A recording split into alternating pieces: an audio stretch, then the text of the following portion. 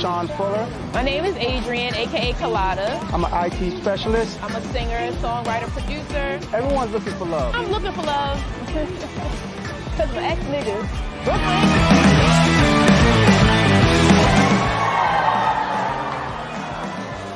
With a touch of ass. Hey, listen, that doesn't let me up. I didn't have much time tonight. Y'all did a hell of a job letting me out of my box. I appreciate the fuck out of it. I really do. Y'all follow me, Uncle G. Follow me on Instagram. Follow me on Facebook. Do not follow me out that fucking parking lot. Thank you for your time, y'all. What's up, y'all? Emmanuel Sims here with Danny from Illicit Rag Vintage, and we're here.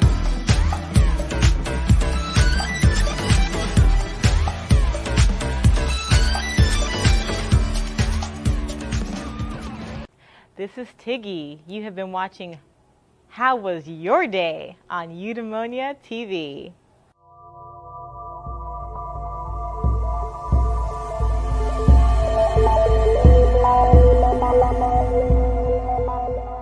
So Tiggy, how was your day? Thank you for asking. Hi, I'm Tiggy. My day was nice. It was a nice day. And I say nice because I don't like to blow it up, right? Like it wasn't great and exciting and things happened. It was nice, but it wasn't necessarily chill either where I was just like lying around not doing anything. I felt like I was semi-productive. I made my green juice, got up this morning. I live with my sister. So backstory, my sister and I moved to Houston about a month ago now. It's been 4 weeks. And Houston's, we got a love-hate relationship going on currently because Houston, things move a little slower than my patience can handle sometimes, like the mail system and the utility company. And I got a few grievances, but we'll get to that. I'll get off my soapbox. We'll get back to that. My day, yes, I digress.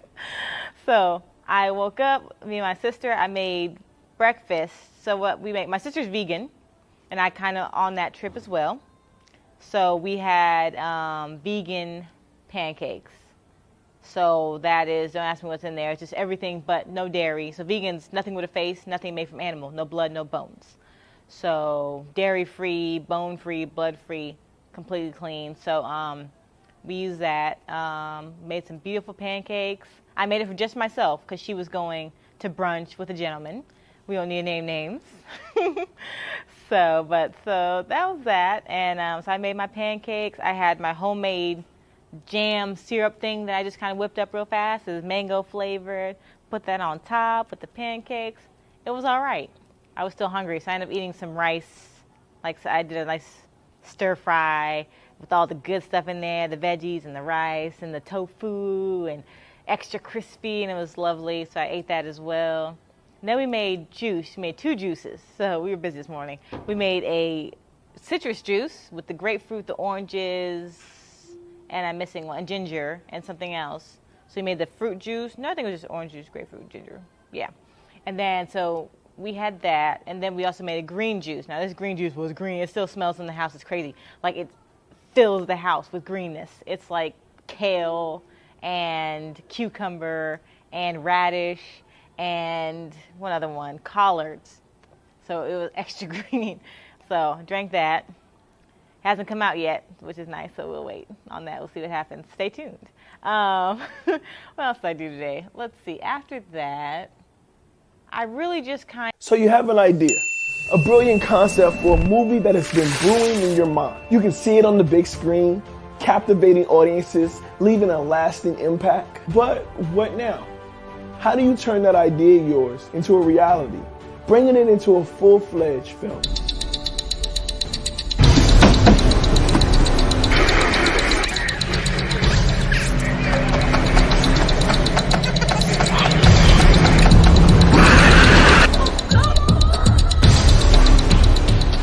Crazy looking shit on the screen. Get you on that. I got so many women problems. My X chromosomes, they ain't never show up.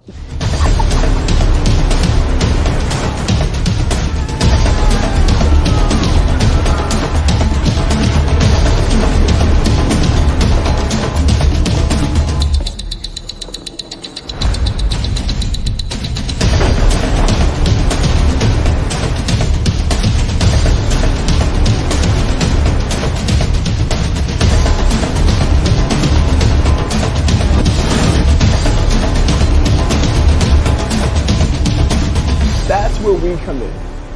We're a team of experienced producers who specialize in turning your ideas into reality.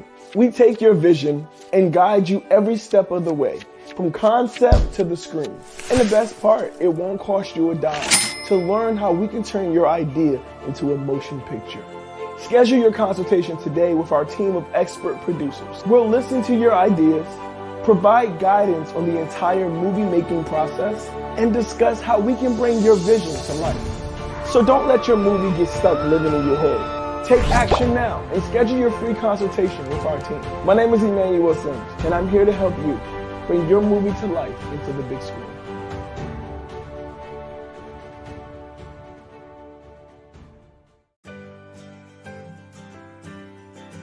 Hey, have you seen the latest In Vivo Exposure LLC newsletter? Yes, I have. It's packed with useful information, including updates on our courses and an exciting festival announcement. Tell me more about the courses. I'm interested in the Unshakable Self-Belief, Build Your Inner Fortress course. That course is all about unleashing your true potential, overcoming self-doubt, and building unshakable self-belief. We cover practical techniques such as overcoming limiting beliefs, affirmations, visualization, and resilience. It's a transformative journey of self-discovery and personal growth. Wow, that sounds amazing. What other courses are available? We have the Master Your Mind, Conquer the Enemy Within course, Unlock Your Inner Genius course, and Mindfulness for Entrepreneurs course. Each one is designed to help you achieve your goals and live your best life. I'll have to check those out. What's the festival announcement about? Our documentary, The Truth About Love, based on the book Love Made Simple, A Guide to Inner Peace, Contentment, and Success by Juan Lee, was named a semi-finalist at the 2023 Student World Impact Film Festival. It's an incredible achievement, and we're so proud of everyone involved. Tell me more about the documentary. It's a captivating exploration of love's transformative power, personal stories, expert insights, and practical tools for living a purposeful life rooted in love. I highly recommend giving it a watch. I definitely will. Thanks for sharing all this information with me. You're welcome. Remember to stay tuned for more updates and new courses.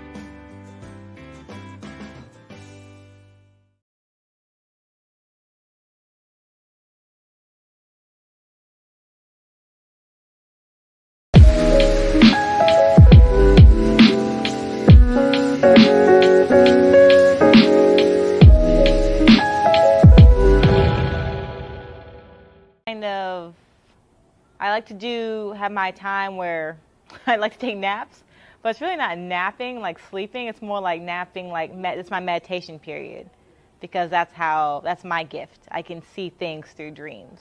So when I sleep, I can see things. So then I burn my sage, clean the energy up, align the chakras, make sure they're open, and then I rest.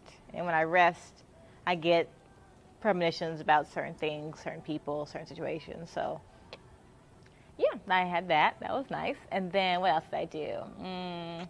I got dressed. Actually, my sister went out with a gentleman. So she went out with two gentlemen. So the first one she went to brunch with, she had brunch with. It was great and everything like that. Then she's supposed to meet another guy and his friends. So I was like, okay, cool. I was supposed to go with her. So she didn't go meet the guy and his friends and, by herself, because it's a lot of people, different environments. So I'm like, yeah, I'll go with you that. So here I am all dressed, all cute. And what happened? Then she didn't message me. Like, she was supposed to tell me when she got there that she was on her way or whatever. She never communicated with me. So here I am, like I said, in my nap zen mode. She's calling me.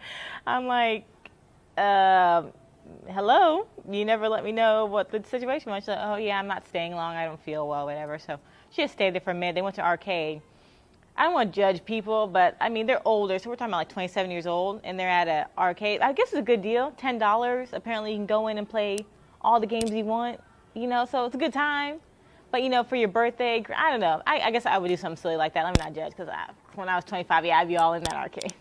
So I can't even judge. That's 20s. I'm 31, so disclaimer. So, I had my youth. Like, I know my 25th birthday, I had a piñata and everything that was filled with Reese's and socks. I'm that person. So, What else? Oh yes, what else I do? So then I woke up, so I ended up not going out. So then I woke up and I wasn't feeling well. I feel like I may have been dehydrated, because not like Houston. I'm from Colorado Springs, so like I said, I just moved here a month ago from Colorado Springs, Colorado. And you get very dehydrated there because the altitude is high and it's very dry. You're very close to the sun. So I found myself, but I feel the same way in Houston, but different dry. Like the dryness in Colorado is just like dry, like water, right? Like SpongeBob situation where he's like dying and needs water, versus my situation here where I feel dizzy. I'm just kind of dizzy. So I had to lay down. So I really couldn't go and do anything much. So I had to lay down, drink some water, of course, and lay down and relax myself and just kind of chilled and had some crazy dreams. I don't know what even happened in that one particular dream. I know I had one dream. So I had, like I said, a few dreams. So yeah, one dream I had was when I had to, okay, so one thing I do is when I get bitten dreams. So if something bites me in a dream, usually it means someone either lied to me or is going to lie to me. So usually it's dog, it could be anything, dog, crocodile, shark, a number of different things have bitten me in dreams. Very unpleasant, by the way. So in this particular dream, the dog was coming at me and I was expecting it to bite me, but it didn't. It ended up licking me. So I'm like, okay. So something I may feel like may be threatening is not really a threat. So the dog ended up licking me. And then next thing you know, I ended up fighting a tiger. Don't ask me if that was bad. I feel like it was like it was a weird situation. So next part of that, me fighting a tiger, and like I had the knife and everything, loincloth, it was serious. Like we were going at it. So, but it was all good. Like it was like a passage thing. It was like more of a rite of passage thing. More so, oh no, that's a dream I had today. Let me tell you. Okay, so the dream I had today too, before my second dream, my second time resting, was about my father. It was weird. We ended up in a dimension, I ended up in another dimension. Well, hey guys, Emmanuel Sims here. I just want to give a big thank you to the Pike County Public Library District allowing us to read our new book, My Feelings Family by Yasmin Beeks and myself, Emmanuel Sims. We had an amazing time. We got to do the chessboard with Noah, and Noah got to build his own book, which is amazing because that's great exposure, right? And the kids really enjoyed the read. So I just want to say thank you. Absolutely. Me too. And just wanted to say thank you so much. And we also have our feelings bracelets for our mixed emotions, our anger, our impatient, and we also have our pink for the blah. So I just want to say thank you guys for everything, and to make it a great day or not, if no one told you to love you today, know that God loves you and so do I. Drippity, drippity. Anything you want to add, Yaz?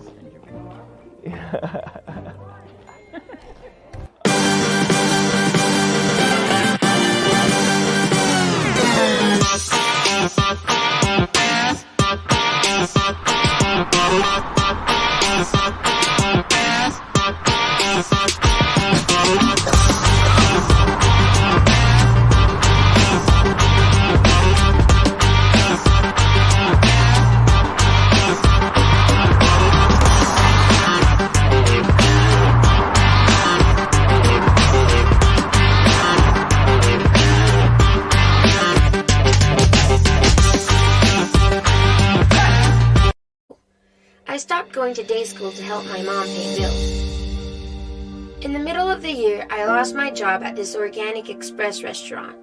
When this happened, I was devastated. Night school wasn't for me. I was only there so I could work and pay bills. Without a job, there was no need in me being there. I called a local DJ named DJ Momo, who had started an internship program giving high school kids an opportunity to gain exposure to the music industry. This is Audible. The action. After planning, you have to start doing. I created a new website for myself. I made a new YouTube channel and made most of my old videos private. I put up only music I wanted people to hear. I cleaned up all my social sites. This way I could get a fresh start on my career again. When I hit them, they didn't see it coming, and I was like a whole new artist.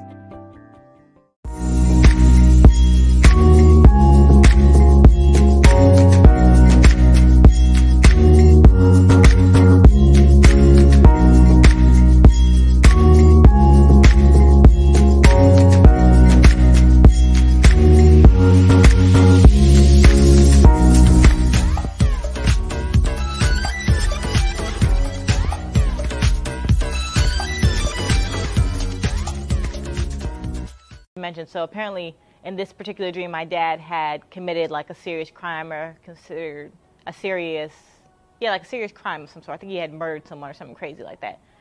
Disclaimer, he had not murdered anyone. My dad has not hurt anybody. So he's not one man. Nothing's happened. I'm not telling on him, but in the dream he had. And so it's like a, what's a ghostwriter situation. So where he saves his dad. He makes a deal with the devil to save his dad. So it came to me like was a situation where I was going through this room. Next thing you know, I'm going down levels. And next thing you know, I am talking with, I won't even say devil, it was like a council. There was several people.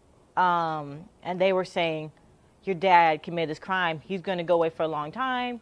You can say, like, you can save him, but it's going to cost you, not cost you, cost him. There's going to be a serious consequence for him. You're not going to know what it is, but you can choose to save him, but you're not going to know what the consequence is going to be later. So it's like one of those situations. I'm like, I got to think about it. And then I woke up. So I was like, oh, geez, hopefully this is not a premonition or something that's going to happen. But yeah, so that was a very interesting dream. So we'll see what that means later in life. I'm dreaming about my grandmothers lately a lot too. One of my grandmothers already passed, and the other one has Alzheimer's, and she's going to be in hospice soon, if she's not already on hospice. So that's been a very tense situation in my home. It's not that it's tense in the sense that it's unexpected, because like I said, it's been a long time coming. Her Alzheimer's has slowly been getting worse and progressing to a point where we had to put her in a nursing home, and now she has to be on hospice. So it's just that build up, but now it's like, okay, now it's kind of coming into that how much longer does she have kind of situation. And so the family's kind of dealing with that. There's that pressure. It's my mom's mom, so my mom is definitely feeling that pressure. My dad's mom's the one that passed just a few years ago, and that was a whole, such a mess. So listen, do your family a favor. Don't get buried with the whole casket and the whole situation, please. It is so expensive. If you don't have a plan, a policy ready for them to take care of that situation, please don't expect it, and have it in writing that they don't have to do it, because they will try and spend thousands of dollars and waste so much time and energy. And there's so much fighting and bickering. All your affairs need to be in order. So before you pass, that's a big thing too. Get all your affairs in order. Who gets what is clearly written and clearly assigned. It's just too much fighting over things. It's nonsense. And it tears families apart when people with influence, especially families that you work so hard to build a certain legacy and have certain things, they should come together. And they should know how to utilize those things appropriately so you can continue to have wealth after generation, but I'm not seeing that, especially in black communities. We're missing that because we're too busy bickering over a few $1,000s, a few $1 million, whatever. It's just things. It means nothing. A few property here, just ridiculous. So please get your affairs in order. Write it down. We're in the time, day, and age where everything has to be written down. That is law. It has to be written, has to be on the paper, pen to paper. So please, that's my big disclaimer there. So. But my grandmother doesn't have anything to fight over, so there will be none of that. So, but she lived a beautiful life, though. I gotta get my grandma put her on a soapbox a little bit, because she lived a beautiful life. 9 siblings, 5 children. She was Mary Kay elitist. I mean, that was she could sell Mary Kay to a man, overweight, middle-aged man. She would sell him Mary Kay. Like, she was that good. She just walked, her line was, oh, your skin looks so nice. What do you use? Bam, you're in there. As soon as you talk to her, it's a wrap. You're buying a whole package set. She even got the car and everything. You like the pink Cadillac? My grandmother got the pink Cadillac. She ended up not doing the Cadillac. She ended up doing a Grand Am, a red Grand Am instead of the pink Cadillac, but she still got a car from Mary Kay because she was that good. She was that top tier right there. So, you don't think it's much, but she really, for being a woman from a different country, she's Jamaican. My family's Jamaican. That's my heritage. Coming from Jamaica, being brought up by the Kennedys was actually interesting. She got up on the work program from the Kennedys. JFK had been shot already by that point, but the family still needed the help or whatever. So they brought her up to assist. She helped with the kids and things like that for a little bit on the work program. Next thing you know, she's in New York. And because socialization is a big thing. Remember to socialize. Remember to teach your kids to socialize. The antisocial thing is cute, but it's not going to help anyone in the long run. Teach them to be social in just about every environment because she was able to socialize. Like I said, a little woman coming from Jamaica, a little immigrant woman, the way she was able to get a house, one of the first houses in Queens as a black immigrant. There was no black, it was all Jewish owned. So she had the first little corner house in Every day is different. My day was good. Today was probably a little bit more challenging than most of my days. Well, no, I won't say that. Today was good. Today was about me staying centered. And from the beginning, I won't say that I failed to stay centered, but from the beginning of the day, I realized that it was going to be a challenge to remain centered the whole day. So I live in a house of women. I have 4 daughters. I have a wife. My mom lives with us. I'm surrounded by estrogen. I'm probably the most centered in the household. Outside of my mom, she's my focal point. She feeds into me as well.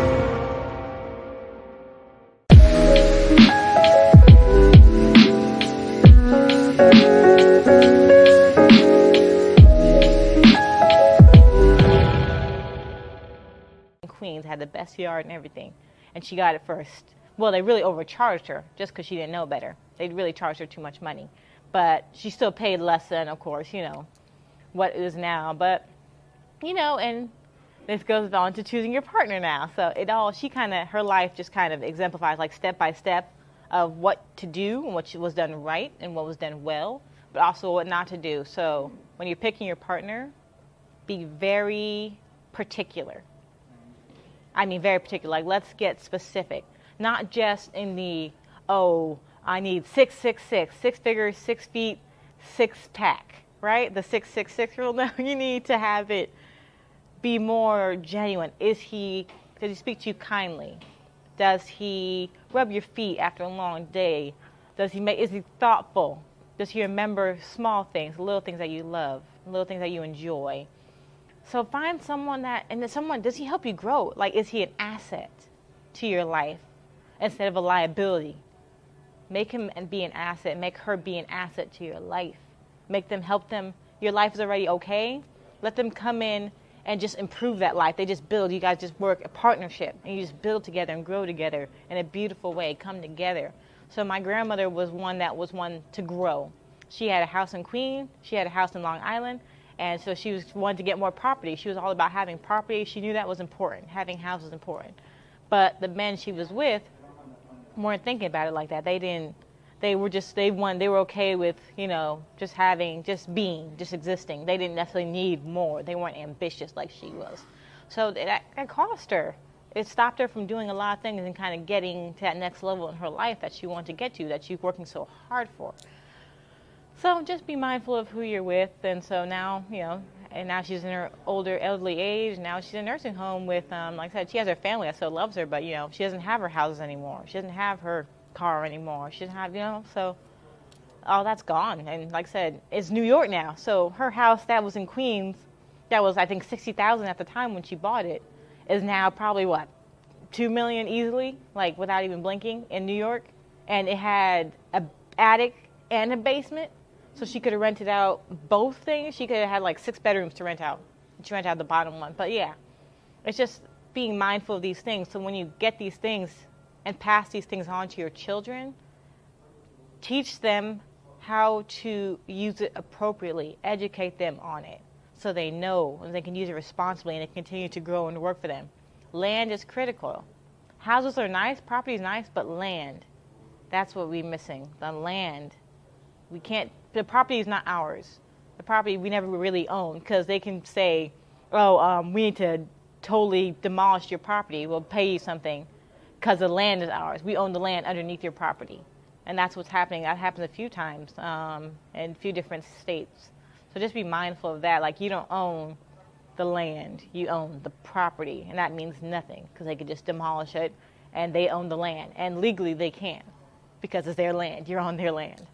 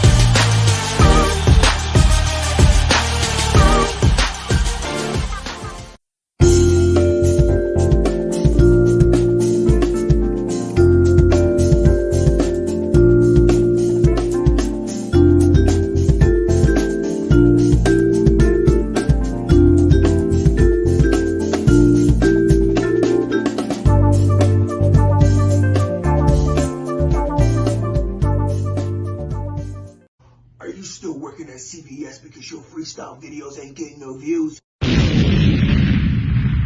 Jaguar. Is it hard for you to get laid on Tinder because you don't have a fucking decent photo because your fucking ads aren't doing well?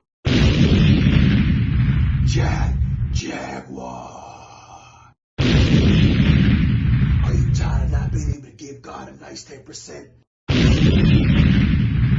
Jaguar. We're gonna make your ads explode.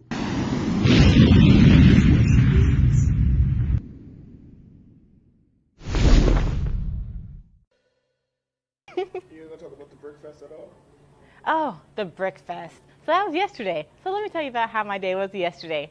My day yesterday was awesome. So I went to the Brick Festival, or Legos. So they're now known as bricks, but it's Legos. And it's just fascinating what you can do with little Legos. I mean, you kind of know it, but then visually seeing, like, them building whole sculptures of witches and sphinxes and doing little portraits of Malcolm X and Martin Luther King Jr. and from Legos. It's astounding. But what was most astounding was I was there working. So I was one of the staff, and I was working at the Derby, where the kids got to come with their families. They got to build a car as high as they wanted to, as tall as they wanted to, as wide, whatever they wanted to do with it. It was totally up to them. They had 5 minutes to build their car. So after 5 minutes, they gave the car to us. We put it on the track, and they got to race it and see which one won. It was beautiful to see families coming together in competition and camaraderie, but just seeing them being together and being present in that moment and laughing together and joking together and supporting each other. Hey, how about this piece there? And I love seeing that because my major is early childhood, inclusive early childhood. So I'm all about families and togetherness and everyone working together and coming together and playing and laughing and joking, because people don't do that enough, where they just kind of stop. Parents are just busy working and doing their thing, and as well they should, right, to support the family. But just stopping and taking out the Lego set and just playing with your kid every now and then does so much, does wonders for the child, mentally, emotionally, socially. So I think that was Lego Fest, was a beautiful thing. I also met Emmanuel there. So he was like, hey, do you want the microphone? You're like, you seem like you have a lot of energy, a good spirit. Do you want the microphone, and do you want to do the announcements and everything like that, and do the 3, 2, 1, go, and let start the race and stuff like that? I'm like, yeah. So I was in there. So got my microphone, 3, 2, 1, animated, live, getting the people excited, the energy, like I said, feeling the positive energy and the excitement like I said, people, like I said, we're taking it seriously too. Like I said, we had a few people come up to us and were like, this needs to be swapped, that car needs to be swapped this way, because I need to go against my husband or my child. I'm like, oh man, this is not about the kids anymore. But it was still fun. Everyone had a good time, and it was a fun experience. And Legos are a pain, I'm not gonna lie to you though. It's nice, like I said, when you're playing with them and active, but then the cleanup, them little pieces, and like I said, it's a lot. There's a lot like that, and there's the little Legos too. They're not the nice big Legos. They're those tiny Legos that 1-year-old shouldn't be have because they're a choking hazard kind of Legos. So it was fun though. It was a beautiful experience, and now I'm wondering what the next thing is. We'll see. I don't know. There's a few other festivals and other staffing things. Houston has a lot going on, so we'll see what else I can get into. But that was my yesterday. So how are you feeling right now? How am I feeling right now? You know what? I'm feeling really good. I'm feeling really good. It's a good place. I'm feeling at peace.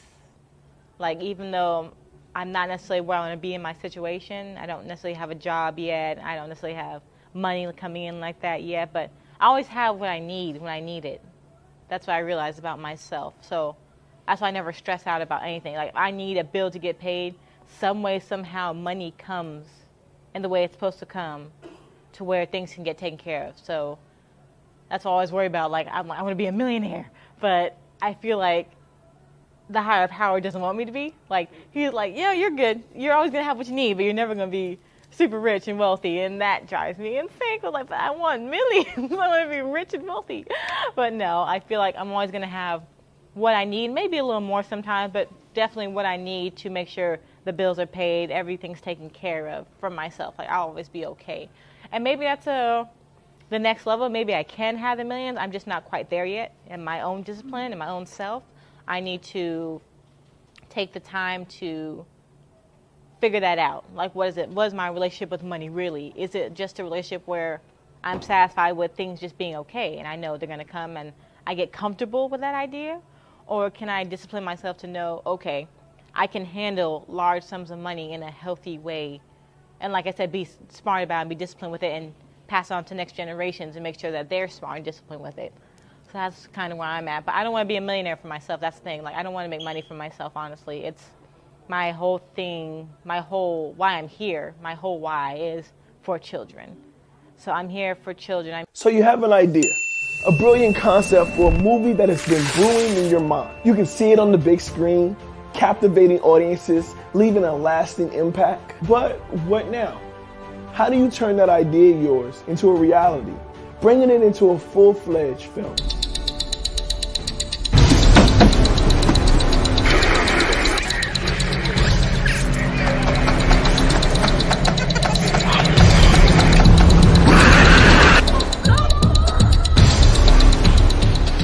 Crazy looking chick on the screen. Get you on that. I got so many women problems. My X chromosomes, they ain't never show up.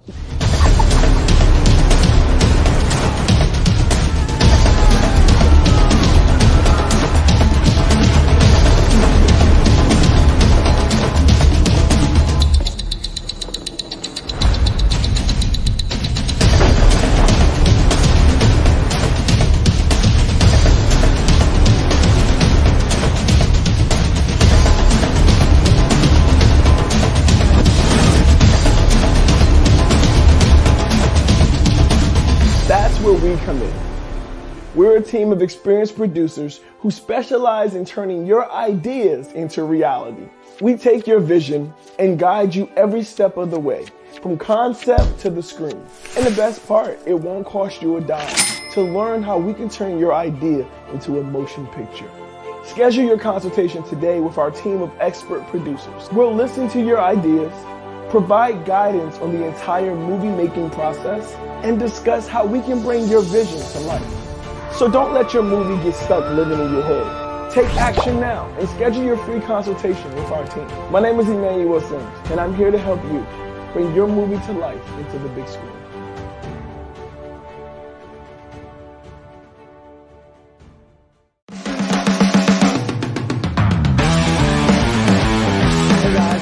Fuller. My name is Adrian, aka Colada. I'm an IT specialist. I'm a singer, songwriter, producer. Everyone's looking for love. I'm looking for love. Because my ex-niggas.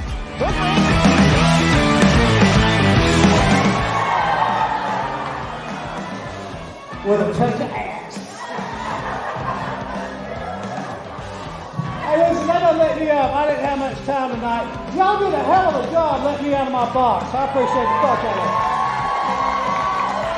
I really do. Y'all follow me, Uncle G. Follow me on Instagram. Follow me on Facebook. Do not follow me out that fucking parking lot. Thank you for your time, y'all. What's up, y'all? Emmanuel Sims here with Danny from Illicit Rag Vintage, and we're here.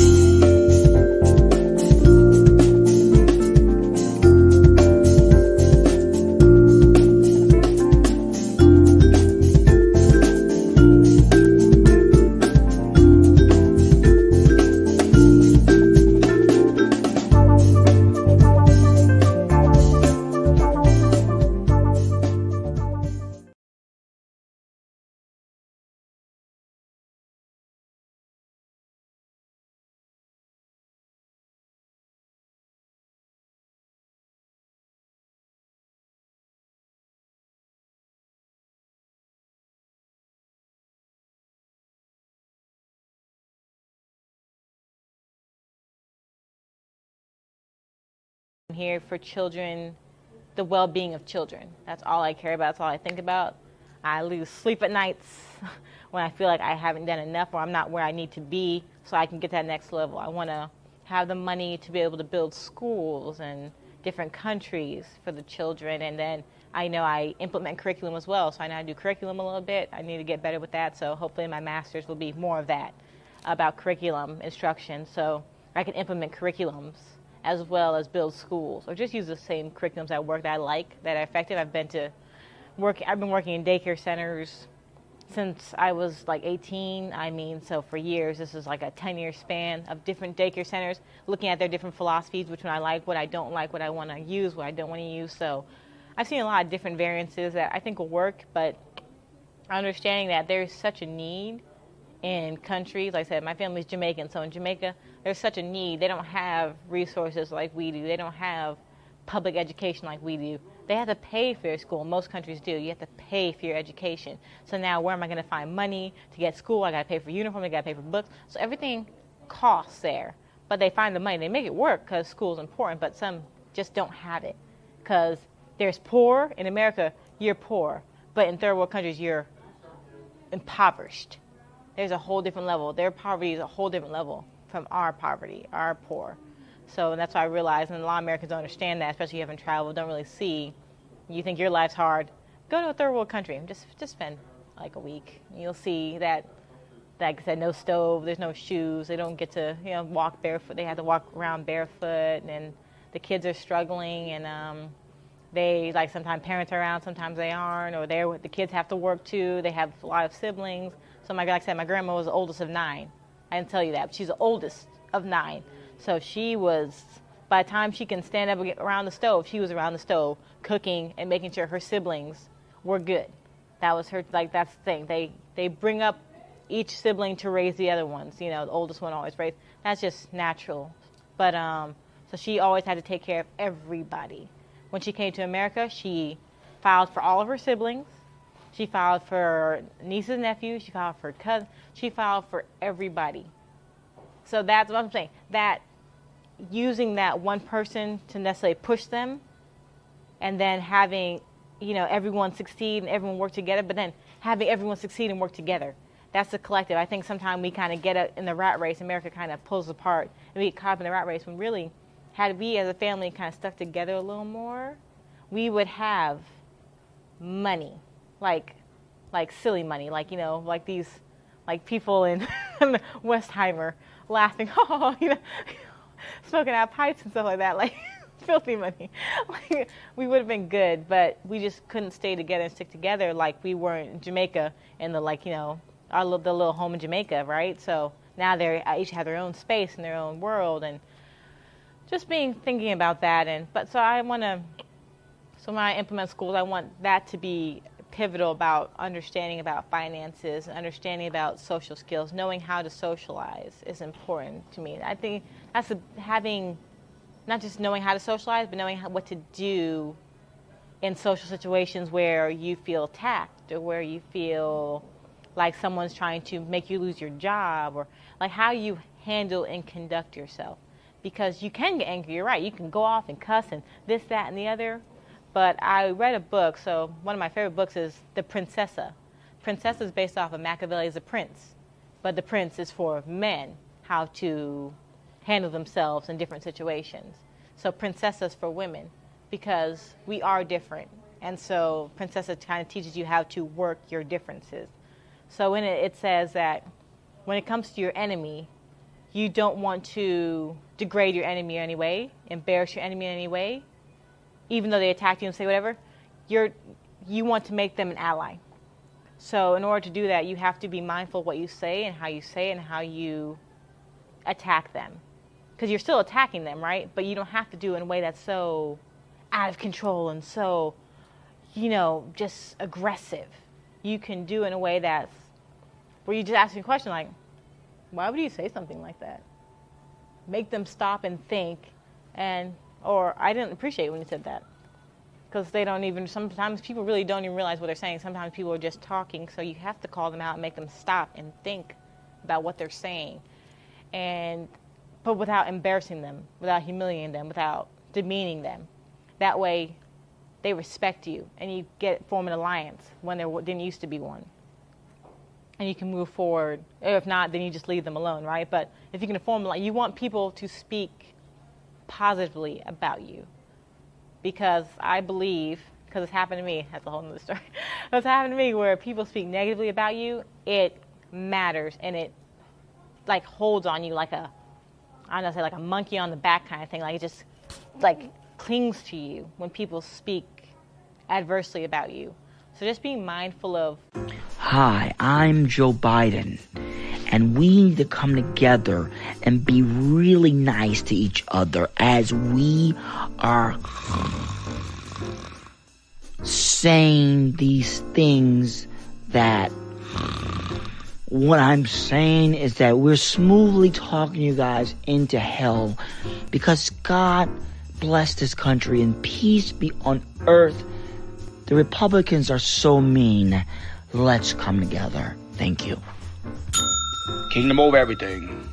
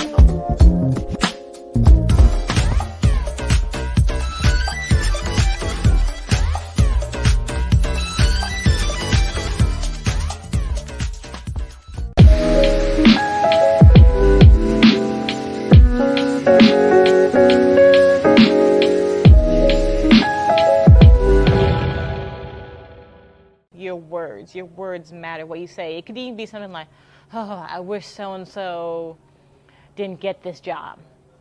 Guess what? So-and-so really might not get that job, and it's because you said it, but you weren't saying it in that way. Maybe you weren't even thinking about it that way, but that matters, and it impacts so-and-so. So just be careful what you say about people and to people. Your words matter. So there's ways to conduct yourself. And I feel like, especially in the black community, and I say that because I know the black community, so I'm not just picking on the black community, just I'm black, and understand the black community. I can't speak for any other communities because I don't really know very well. So that would have to be someone else coming in for their perspective. But the black community and for the island community, as far as Jamaican community specifically, they don't know how to always speak. They speak their mind, but they don't know how to do it in a way that's positive, that people will take it in and actually listen to what they have to say. They do it in a way that tends to be aggressive. So then people back off and they're like, oh no, I don't want to deal with so-and-so because angry black woman, then they get the label, or angry black man, or aggressive. And that's not who that person is. You just pissed them off. But that doesn't matter. That's irrelevant if you piss them off. They don't care about that. They just care the fact that you attacked them in a way and made them feel a way. So there's a way to conduct, we have to start teaching our kids, speak your mind. I'm toxic for no reason. I sit and I drown. And time seems to fly. No fight in a fight. The demons that surround me now. A lot of times we get lost in our head. I'm sad for no reason. Ruminating thoughts. My heart made of stone. The bones they are weak. My tears they are scary. And darkness consumes me now. I'm too far gone to reconcile my haunted past. It's not I live with this weight now. It's grounded. You don't even gotta close your eyes. With this weight now. I'm too far gone to turn back now. I'll just fight this till light comes around. I'm too far gone. Far gone. How else would you explain the rain? The people around me know nothing about me. Leave them in a spell. Forget everything. I got so many weird problems. My X chromosome. I try to stay happy, but stuff keeps on happening. But you could do it in a way that's well articulated. You could do it in a way that, like I said, isn't insulting or rude or disrespectful. And sometimes maybe you do need to go off on people. That's why I hear. Sometimes you just need to go off on people. But other times it's just about you knowing how to handle yourself in situations. So just be mindful of that and taking that into account and teaching your kids that as well. Because I see a lot of kids that, just like I said, just fly off the handle. But they don't need to. It's not necessary. Sometimes they really can it really is just a conversation. Or you fly off the handle at your children. Well, it's just a conversation. Like, a lot of kids are smart enough to understand. One last question. If you could give one bit of advice to your younger self, what would you say? Oh, what age? Any time. You pick the time, you pick the age, and you just say it to them. Listen, young Tiggy, and this is, we'll go back. We'll say 9-year-old Tiggy, because I feel like when I was 9, I was the happiest I've been in my entire life. Because life was I was in my bubble. I was very carefree. I had a great 4th grade teacher that I adored. So I feel like I had friends, I had a beautiful life at 9. So that was the best age. But I would say, don't lose that energy. Don't lose that love of life. Don't lose that spark that you have.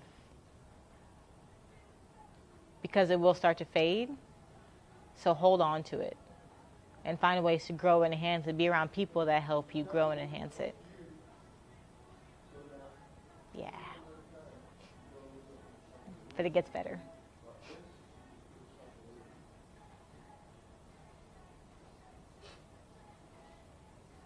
You feeling that? I feel it. Thank you. Yes. So, thanks for asking the question. That was my day. Girly rap with the popish twist is what I would tell myself, Emmanuel,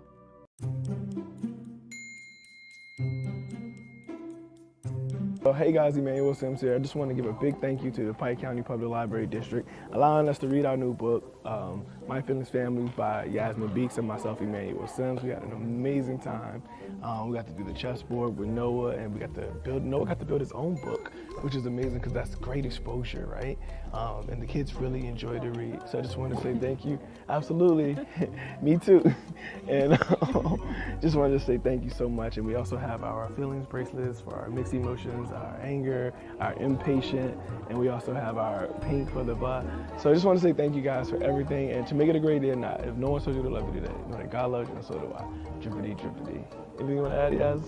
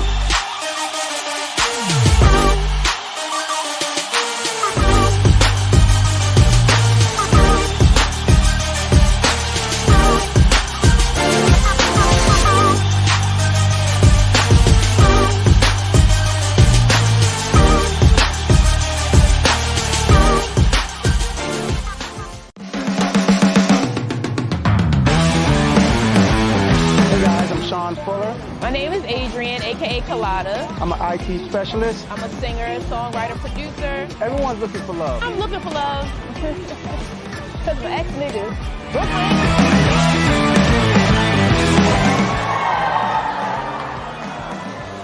With a touch of ass. Hey, listen, that don't let me up. I didn't have much time tonight. Y'all did a hell of a job letting me out of my box. I appreciate the fuck out of it. I really do. Y'all follow me, Uncle G. Follow me on Instagram. Follow me on Facebook. Do not follow me out that fucking parking lot. Thank you for your time, y'all. What's up, y'all? Emmanuel Sims here with Danny from Illicit Rag Vintage, and we're here.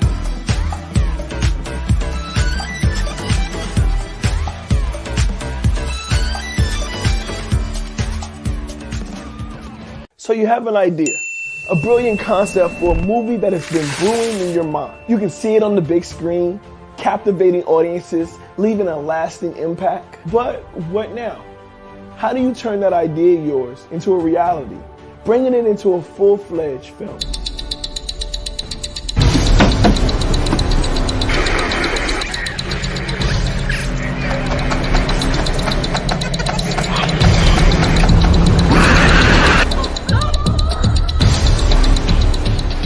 Crazy looking chick on the screen.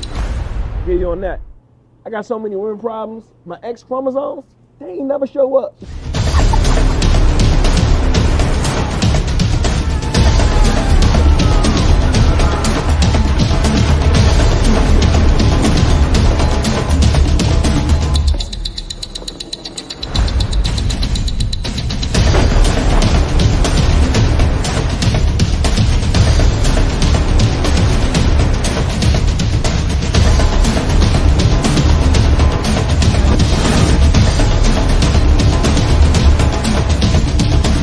That's where we come in.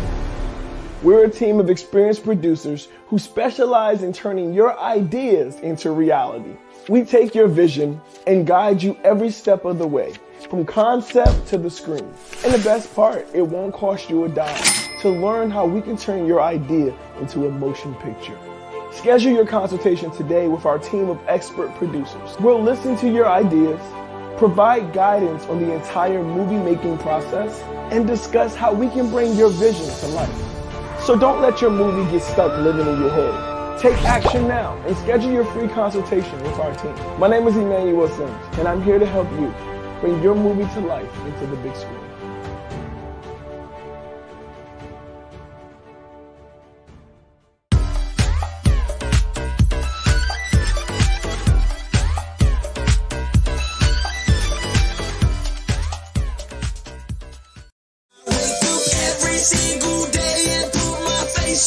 Yesterday wasn't here.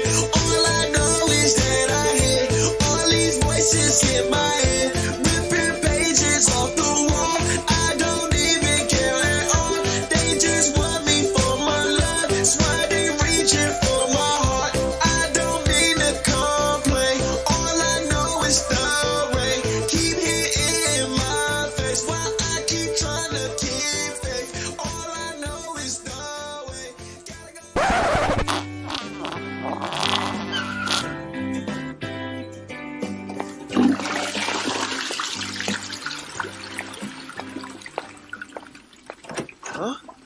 are you? I'm Doubt, and I'm here to keep you grounded. Do you really think that you can handle all the success and expectations, Manny? I think so, but... Hey guys, I'm Sean Fuller. My name is Adrian, aka Colada. I'm an IT specialist. I'm a singer, songwriter, producer. Everyone's looking for love. I'm looking for love. Cause my ex niggas.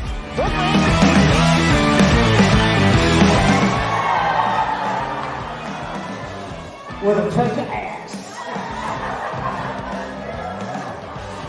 Hey, listen, that don't let me up. I didn't have much time tonight. Y'all did a hell of a job letting me out of my box. I appreciate the fuck out of it. I really do. Y'all follow me, Uncle G. Follow me on Instagram. Follow me on Facebook. Do not follow me out that fucking parking lot. Thank you for your time, y'all.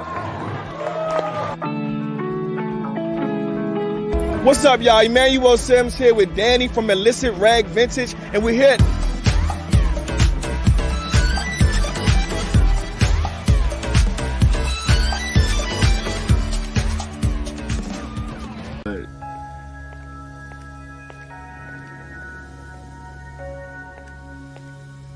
Are you sure that you're talented enough? What if people discover you're just a fraud? Maybe Dow has a point. What if I'm not as good as I think I am? Manny, don't listen to Doubt. You've proven yourself from time and again. You're talented and deserving of your success. Now, Doubt, you may have a role to play, but remember, it's through failure that we learn and grow. Manny's previous failures have shaped him into the artist he is today. I suppose. But can he really handle the pressure? Manny, remember all the times you stumbled, fell, and got back up stronger? You're capable of facing any challenges that come your way. Well, Doubt. You sure have a way of making things interesting around here. I'm just trying to keep Manny from getting too confident. Confidence and self-belief are what propel him forward. Doubt, it's time for you to step aside and let Manny thrive. You're right. Doubt, you're not welcome here anymore. I choose to believe in myself and my abilities. Thank you. Everyone, I needed your support to overcome doubt, and together I think we could silence those nagging voices and continue creating amazing things. Manny, we've got your back. Doubt may come from time to time, but we'll always be here to remind you of your worth.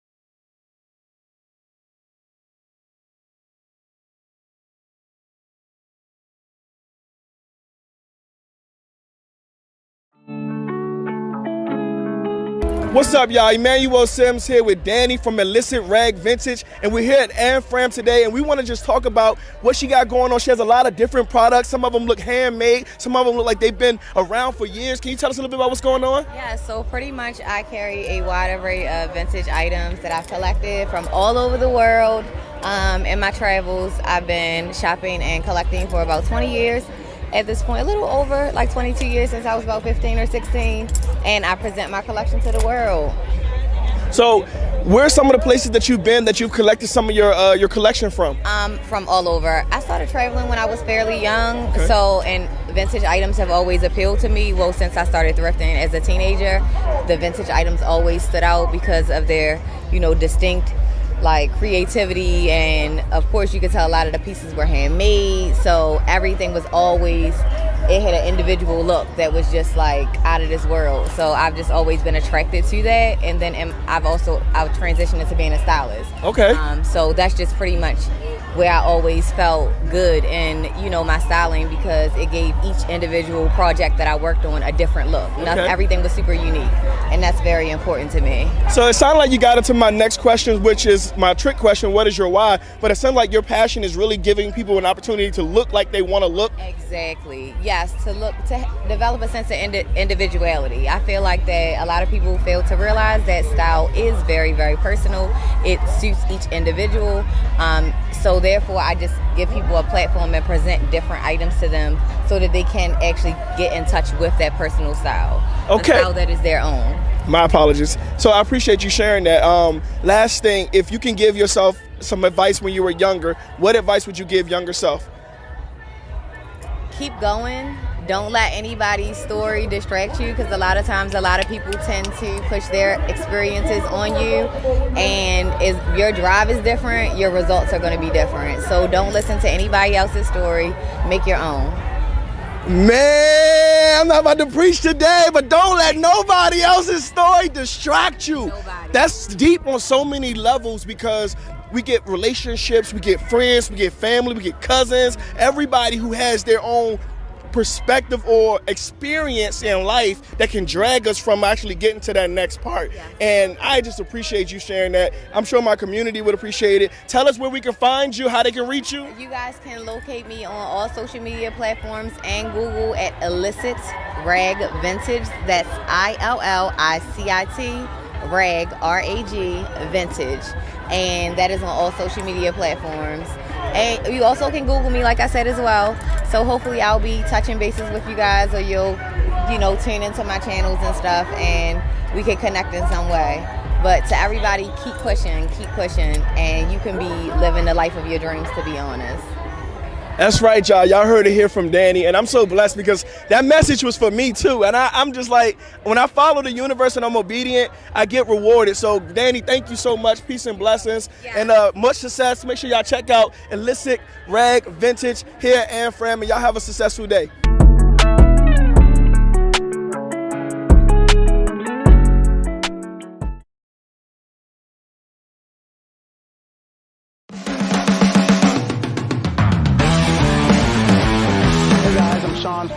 My name is Adrian, aka Colada. I'm an IT specialist. I'm a singer, songwriter, producer. Everyone's looking for love. I'm looking for love. Because my ex-niggas.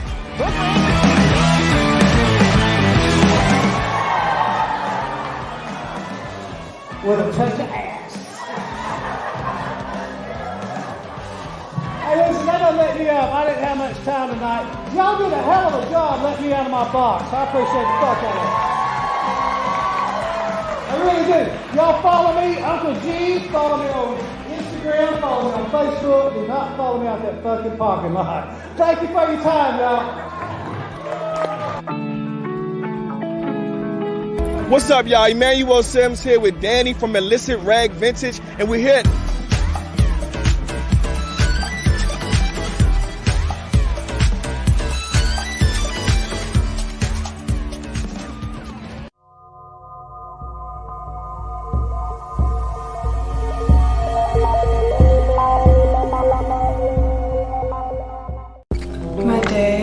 It started me waking up in the morning, freezing my ass off, and then I went to go and get my new pair of scrubs because I got green scrubs from Uniform City. So pretty, I love it. And then I went to shower, got ready, brushed my teeth, washed my face. I exfoliate twice a day, so I exfoliated. I got everything together. I got my work shoes on, which are basically these purple Crocs. They're fuzzy inside because it's cold in the morning and my feet be cold. So then I put on my green scrubs. I got my ID badge, my keys, everything I need. And then I went to my car, drove in the traffic, 6 in the morning. How's there traffic in the morning? So I drove there, drove in the top of the garage because that's what I always do. I feel comfortable there. Walked to work. I couldn't really walk there because I kind of got late because of the metro. So there was like a metro coming by. So, oh well, my boss will be fine. I got into work. And then I put my new pair of shoes, because technically you're not allowed to wear outside scrubs inside. So I put on my second scrubs, and then I put on my second different shoes, and then my second something to cover your hair. And then I went inside and I worked in decontam today. It was so fun. One of my gloves broke and I had literally human fat and veins in my gloves. So it was like all over and it just spilled out of this instrument. And I was like, okay, that was really fun. So I ungown, I scrub everything with hot water, put on another PPE on, and then I had a lot of eye trays, a lot of heart trays, and I was by myself in decontam because I'm always working solo, which was really fun.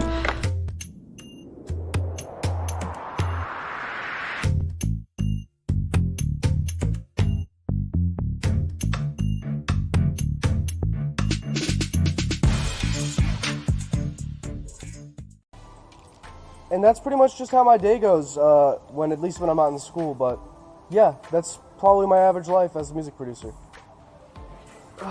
My name is Matthew Haber, from Miami Beach, 305. You can find me on Instagram at MATT__Miami. My email is mattmiamibeats@gmail.com, MATTMIAMIBEATS@gmail.com. And reach out. I love hearing what people have going on. I love working with anyone who has a good spirit or anything creative. I absolutely love. So you're watching the Indie Movie Network, and this is Matt signing out.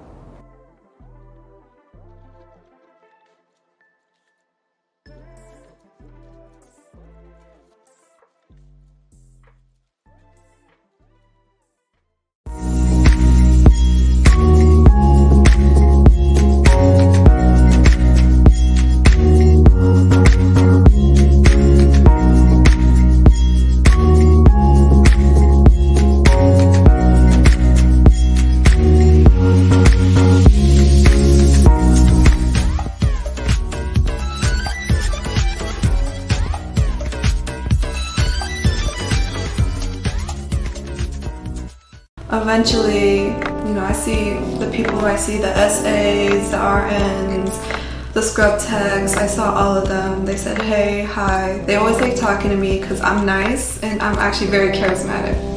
But I get in trouble for that, so I probably should not do that. But eventually my supervisor comes in, tells me the same thing like every time. It's like boring, but I love her. She's funny. And then eventually, we had a new girl today actually come in. Her name is Janet. She is so interesting. She was staring at me. She didn't really talk, but whatever. New people do that, so. She asked me a lot of questions. I was getting annoyed because I was like, oh my gosh, why did you hire someone with no experience? But I was like, that was me before, so let me calm down. Talked to her, then I talked to Gerard. He came eventually. Gerard is so cool. He's this older Haitian man. They're all funny as fuck. And then eventually, I cleaned other stuff, and I went on break. I actually went to walk around the university my job owns. It was really beautiful. It's a 7-day Adventist hospital, so they have like these planes of art of Jesus, how he healed the leprosy and stuff. It was beautiful. I walked around the lake and stuff. Eventually I came back, did what I needed to do. Then we had a meeting about something, and then everyone congratulated me for getting my certification, so that was really good. And it kind of shifted the mood because there's some people who's been there for more than 2 years, and I've been there for 1.5 years. And I already have all the stuff I need, and they still haven't got what they need, so they need to hurry up because I basically told them there's a time limit. So that puts more pressure on me because now they're looking at me like, why'd you get your certification so fast? Why not? I just like getting things over with. Anyway, so that happened. I talked to these other departments because I try not to limit myself. I like talking to pharmacy. I love talking to anyone in NICU or Central, the other side, because I don't like staying cooped up in my department, because that's how they get you.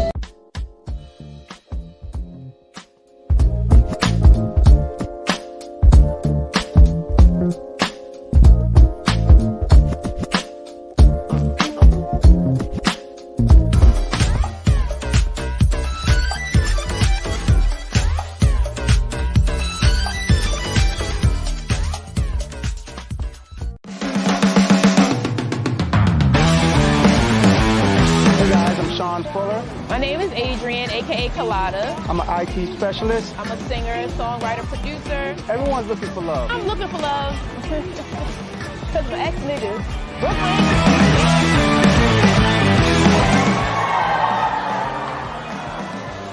With a touch of ass. Hey, listen, that doesn't let me up. I didn't have much time tonight. Y'all did a hell of a job letting me out of my box. I appreciate the fuck out of it. I really do. Y'all follow me, Uncle G. Follow me on Instagram. Follow me on Facebook. Do not follow me out that fucking parking lot. Thank you for your time, y'all. What's up, y'all? Emmanuel Sims here with Danny from Illicit Rag Vintage, and we're here.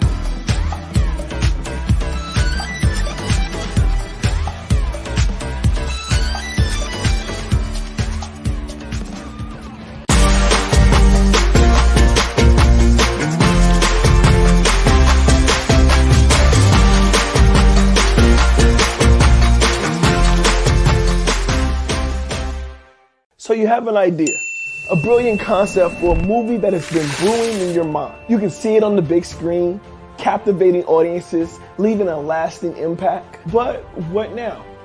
How do you turn that idea of yours into a reality, bringing it into a full-fledged film?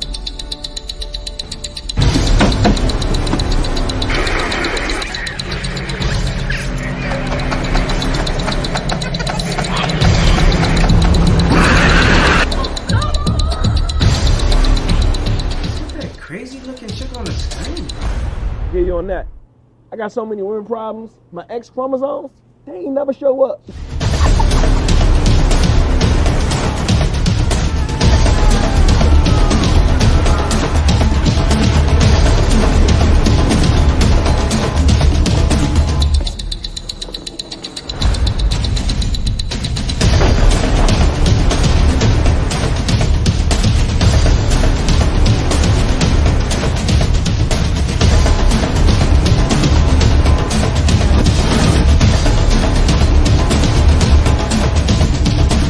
That's where we come in.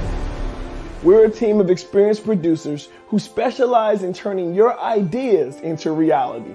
We take your vision and guide you every step of the way, from concept to the screen. And the best part, it won't cost you a dime to learn how we can turn your idea into a motion picture. Schedule your consultation today with our team of expert producers. We'll listen to your ideas, provide guidance on the entire movie-making process, and discuss how we can bring your vision to life.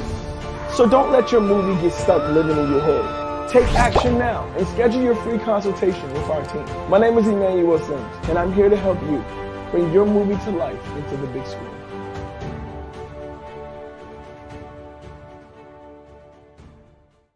They make you stay there and they make you age faster. So I talked to other people, they're really fun. Oh, I talked to some people from Women's Tower. They're really fun. Man, I wish I worked over there. Sorry.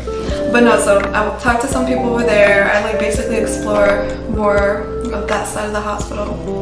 Oh, there's like 4 huge buildings. There's outpatient, Women's Tower, Main, General, oh, and Ginsburg. So yeah, it's a huge hospital.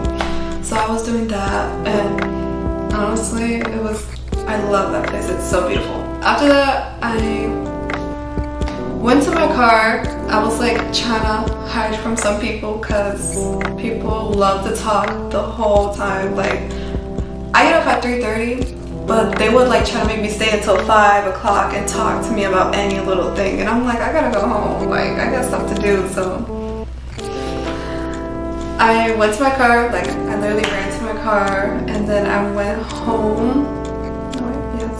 I went home, I cleaned up, I cleaned everything from the stairs, every room, my dog, I brushed her.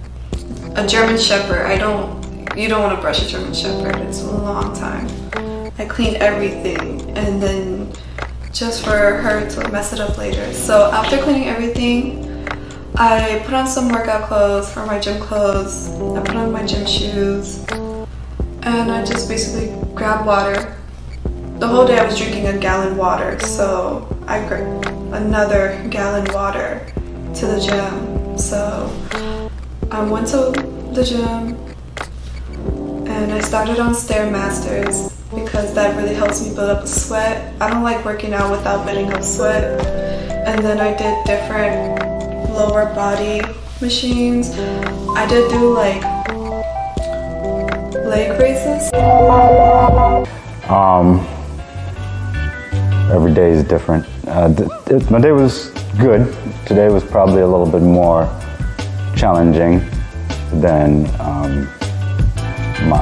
most of my days. Well, no, I won't say that. Today was good. Today was about me staying centered. And from the beginning, I won't say that I failed to stay centered, but from the beginning of the day, I realized that it was going to be a challenge to remain centered the whole day. So I live in a house of women. I have 4 daughters. I have a wife. My mom lives with us. I'm surrounded by estrogen. I'm probably the most centered in the household. Outside of my mom, she's my focal point. She feeds into me as well.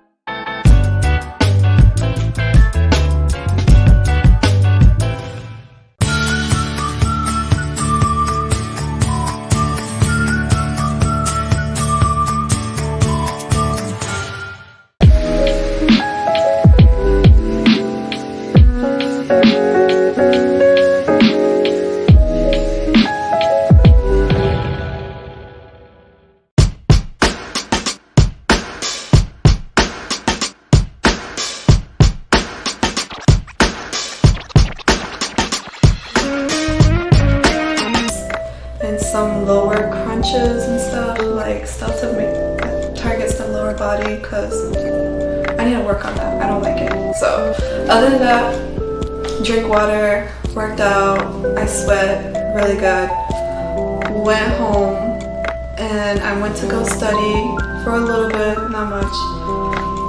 I was studying sociology. I was basically reading some chapters again, so nothing like fun. And then I went to go take a shower. I exfoliated everywhere, and then I did my skincare, I rinsed my hair out, and I put coconut oil. I love coconut oil, I can live on that. And then I was getting ready for bed, but I shouldn't have, so. And eventually, I got everything together. I ordered some Uber Eats, some Olive Garden, I believe. And then I got it from my sister, and it was mad good. I ordered chicken Alfredo, some breadsticks, salad, all of it is mad good. So my sister was happy. I didn't really eat much because that's just me. And eventually I did eat some candy, so it's probably bad. I should have probably ate some food. And then eventually I took a shot of apple cider vinegar because I'm trying to do that cleanse. Apparently that's good for your body. And I drank more water. I made sure my sister did her homework, and I made sure she did her extra homework that she does on the side.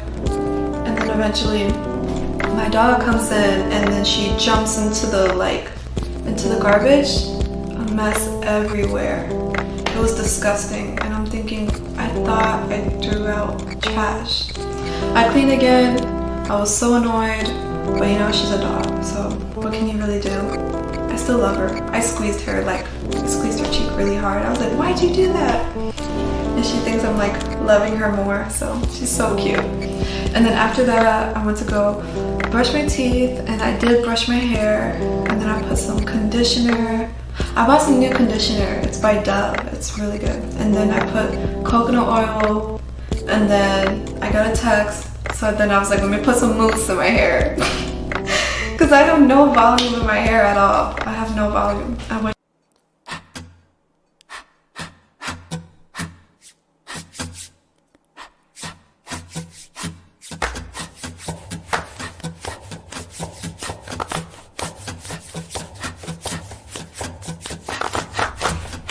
musician. I don't need any music. I don't need you either! Shut up! Let me out. Let me out!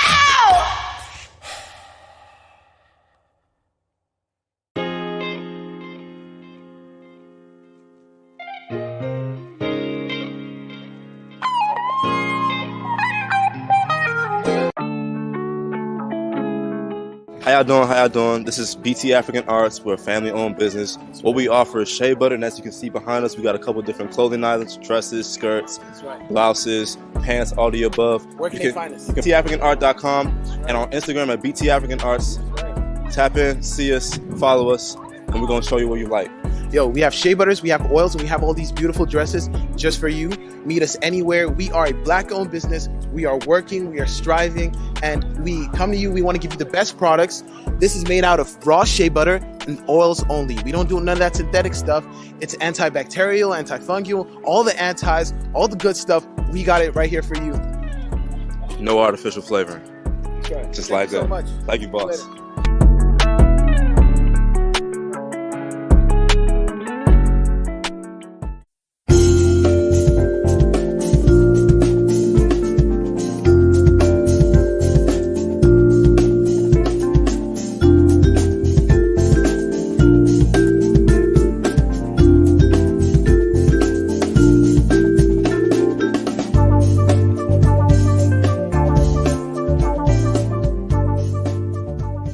This is Audible. The action. After planning, you have to start doing. I created a new website for myself. I made a new YouTube channel and made most of my old videos private.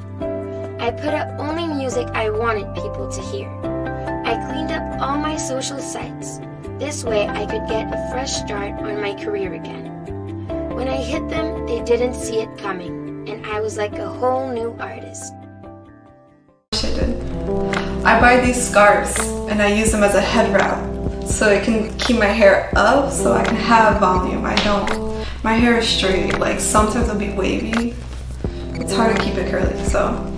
And eventually I put on some new pair of clothes, trying to go out, check the rooms to make sure everything's clean, make sure my sister's good, make sure everything's good, make sure my dog is fed and happy, and right before you know it, I go out the door, make sure I got my keys, wallet, everything, go to the car, and then I start driving down the highways. I don't know their names. I just know their highways. And then eventually, I met up with a friend, and I ate some food, fish, tilapia. It was really good with some hot sauce. Look, I ain't never had fish with some hot sauce before, so it's definitely different. But it's actually not good, so I recommend it. And then, actually, I was waiting mad long for the friend to come to the dorm. Like, I was waiting like 10 minutes, knocking, banging the thing, texting, calling. I'm like, okay, I'm about to go home. Because they're not gonna have me stand out here in the cold, freezing my ass off. Because I'm not gonna do that right now. I'm anemic. But what am I gonna do, stand outside in the cold? So then, eventually, ate food. I cleaned most of their room. I haven't cleaned it all up, but I did, and I did their laundry. What? Like, I just did laundry at my house, and I'm doing laundry at someone else's house. Like, you see, I'm just too nice. No, I'm too kind. I need to stop spoiling people, because, you know, they gonna make you do it again and again and again and again. And I mean, it's probably fun, but.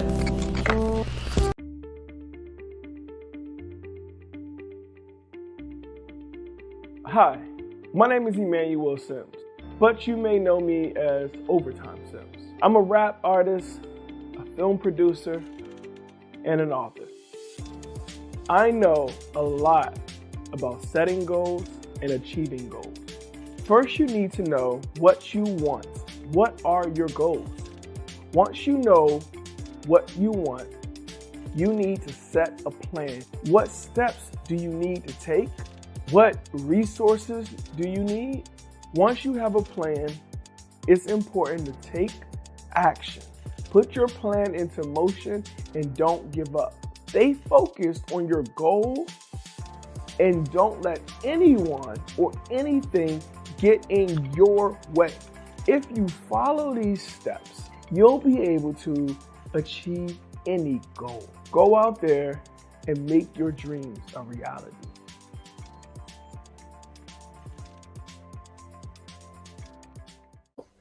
I stopped going to day school to help my mom pay bills. In the middle of the year, I lost my job at this organic express restaurant. When this happened, I was devastated. Night school wasn't for me. I was only there so I could work and pay bills. Without a job, there was no need in me being there.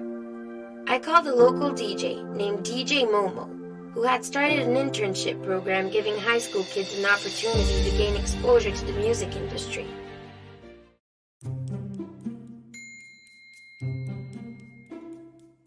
So, hey guys, Emmanuel here. I just want to give a big thank you to the Pike County Public Library District allowing us to read our new book, My Feelings Family by Yasmin Beeks and myself, Emmanuel Sims. We had an amazing time. We got to do the chessboard with Noah, and Noah got to build his own book, which is amazing because that's great exposure, right?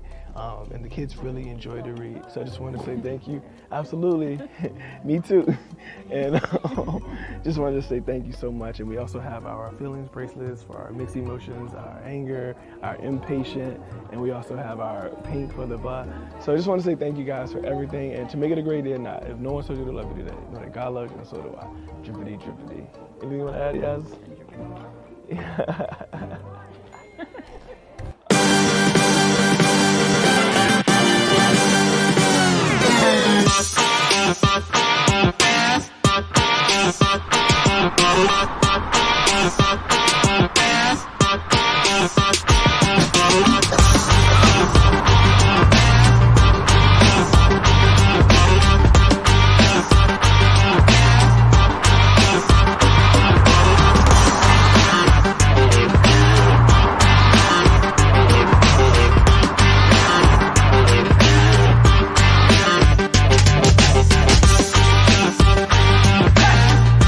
So you have an idea, a brilliant concept for a movie that has been brewing in your mind. You can see it on the big screen, captivating audiences, leaving a lasting impact. But what now? How do you turn that idea of yours into a reality, bringing it into a full-fledged film?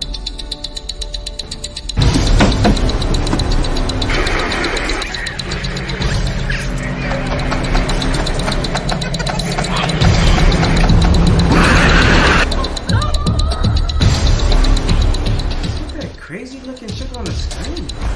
Get you on that. I got so many women problems. My X chromosomes, they ain't never show up.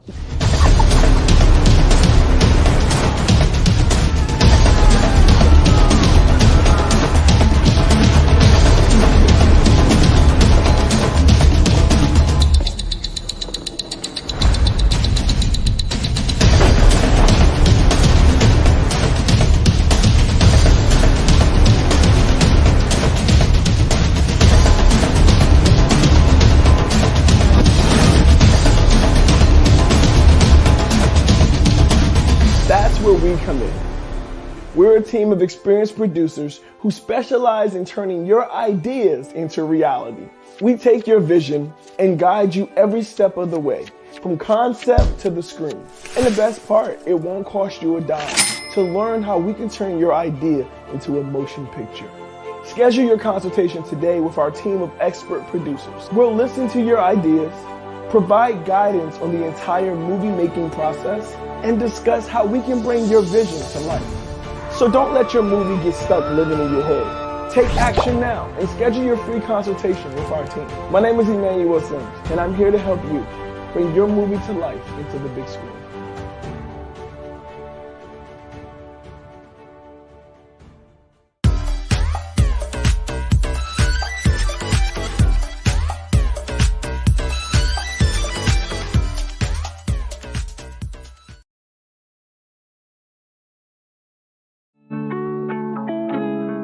How y'all doing? How y'all doing? This is BT African Arts. We're a family-owned business. What we offer is shea butter, and as you can see behind us, we got a couple different clothing items, dresses, skirts, blouses, pants, all the above. Where can they find us? BTAfricanArt.com and on Instagram at BT African Arts. Tap in, see us, follow us, and we're gonna show you what you like. Yo, we have shea butters, we have oils, and we have all these beautiful dresses just for you. Meet us anywhere. We are a Black-owned business. We are working, we are striving, and we come to you. We want to give you the best products. This is made out of raw shea butter and oils only. We don't do none of that synthetic stuff. It's antibacterial, antifungal, all the antis, all the good stuff. We got it right here for you. No artificial flavoring. That's right. Just Thank like you so that. much. Like you, boss. Later.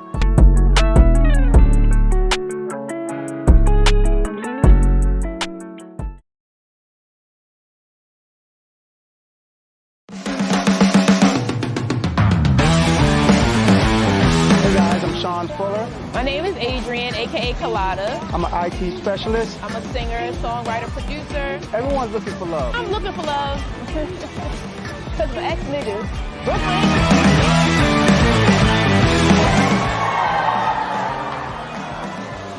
With a touch of ass. Hey, listen, that doesn't let me up. I didn't have much time tonight. Y'all did a hell of a job letting me out of my box. I appreciate the fuck out of it. I really do.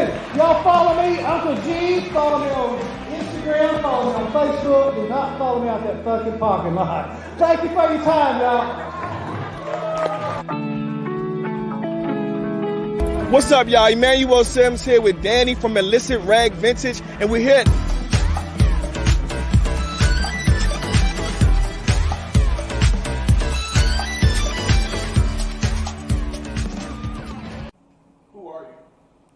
I'm CEO Blaze. I'm from Norfolk, Virginia, and I'm pretty much visiting Orlando for a weekend.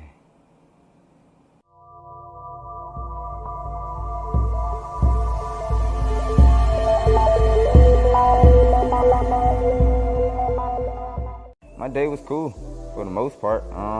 Let me see. I woke up this morning. Nah, I wouldn't say the morning. We woke up like 1 o'clock. It was like 1, 2 o'clock when we woke up, yeah. Lady said we had a long night though. I got up, rolled up some good weed. Got blazed. Went in the car, got there and chilled out, listened to some beats. And then, my homies got up. I went back up to the hotel room. I told them we were about to hit up the mall and stuff. Go cop some fit, shoes, normal shit. Trying to see how the city like, trying to see what they got in the malls down the 3rd. And I ain't gonna lie, y'all mall, Orlando Mall is big as a bitch. Like, our mall don't compete. And I'm from, like I said, I'm from Virginia, so we got big malls, but nah, just one of y'all malls outdo all our malls. That's crazy, but look, it's cool though. So look, we went to this one place called Mamma Mia's Pizza. Look, Mamma Mia Pizzeria. Boy, the name sounds so unique. The right, like.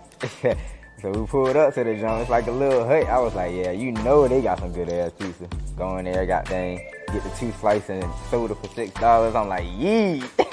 You can't beat the damn slices about like that damn big. Crush mode. You already know. So just, hey, after that, we went back to the telly and shit. Of course, before we even left the parking lot, though, we had to roll up some guys and goddamn enjoy the blunt on the way back to the telly. And from there on, goddamn, threw on my clothes for the day. I popped out, hit up my dude. I booked some studio time, and goddamn, we supposed to be going like 7:30. Goddamn, 2-3 hours. Go drop some new heat. You already know. My man, he dropped the beat, so hey, he gonna get it. We got some shit coming. Just say it like that.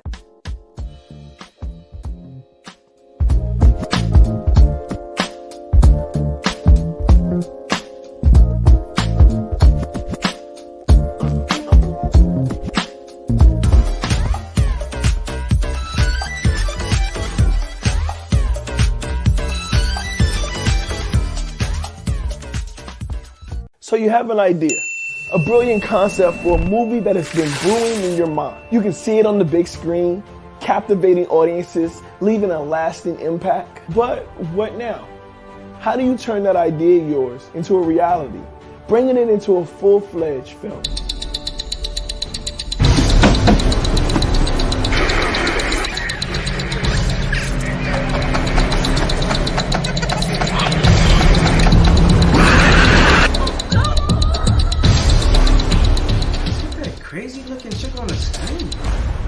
on that. I got so many women problems. My X chromosomes, they ain't never show up.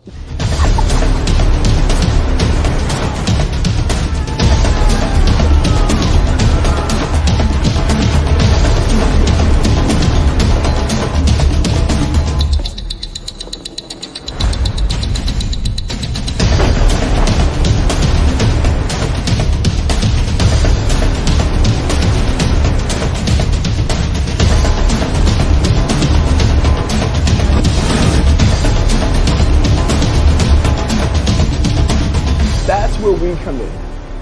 We're a team of experienced producers who specialize in turning your ideas into reality. We take your vision and guide you every step of the way, from concept to the screen. And the best part, it won't cost you a dime to learn how we can turn your idea into a motion picture.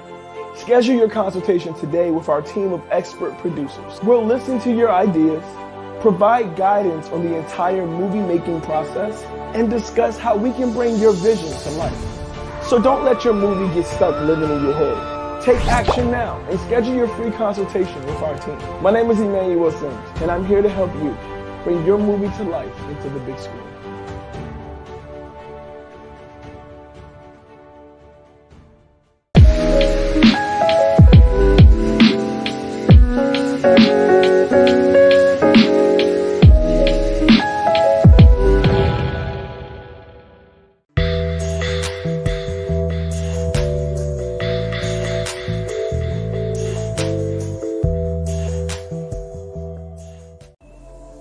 So yeah, on the way here though, is like we stopped by the store, got some more blunts because we gonna need some blunts when we leave to roll up again. I love smoking, so I roll up all the time. Realized we ain't had no gas when we got here. Like I looked at the tank, I was like, we just at the fucking gas. Like we was at the gas station, why we ain't getting no gas? Most rookie mistake when you're driving and you just not paying attention, you just trying to get to where you're trying to go. So, let's say on the way actually coming to Orlando, we only ran out of gas. Like, we were driving, and I was tuned out, we just zoned out, listening to music, driving fast. Didn't think to look at the gas, and as soon as I looked at the gas, that thing was on E. I was like, ah. So of course, we racing. I'm racing, trying to find the next gas station. Finally found one, and when we got there, they had this little Mexican restaurant in the store, and I'm telling you, they had some type of beef they made. They put potatoes in the junk, and they threw it on the taco. Yo, crush mode at its finest. That's all I can say. That shit was good as a motherfucker. Cheap too, just for it to be at a gas station. I'm like, yeah. So got gas, and got back on the road. We got into town kind of late, but hey, we still made it, and we enjoyed ourselves for the night. Damn near stayed up all night. We ain't go to sleep till like 7, 8 in the morning. I try to make music for all the crowds, so like I don't just stick to one crowd. I bounce around categories, and I go in, get in that cash. How you gonna act? So you don't know. Fucking I'm getting that money. That's every day. I be on the go. People be claiming they hard, but I already know from the jump, these niggas foe. I'm an aim steady killing. You already know nigga got the fofo. Never gonna miss. I'm on the theme, you already know. Getting that cash. I got the team, we getting all the dough. People keep talking, the niggas foe, and I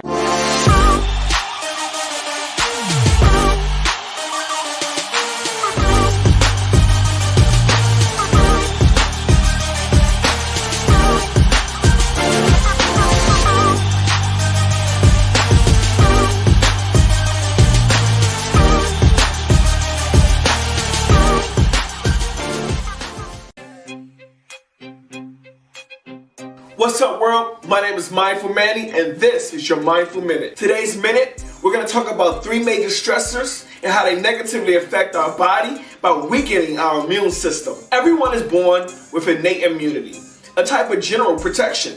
For example, the skin works as a barrier to block germs from entering the body, and the immune system recognizes when certain invaders are foreign and can be dangerous. There are 3 major stressors that weaken the immune system, making your body susceptible to other negative and unwanted diseases. The top 3 major stressors that hurt the immune system are: 1. The guilt complex.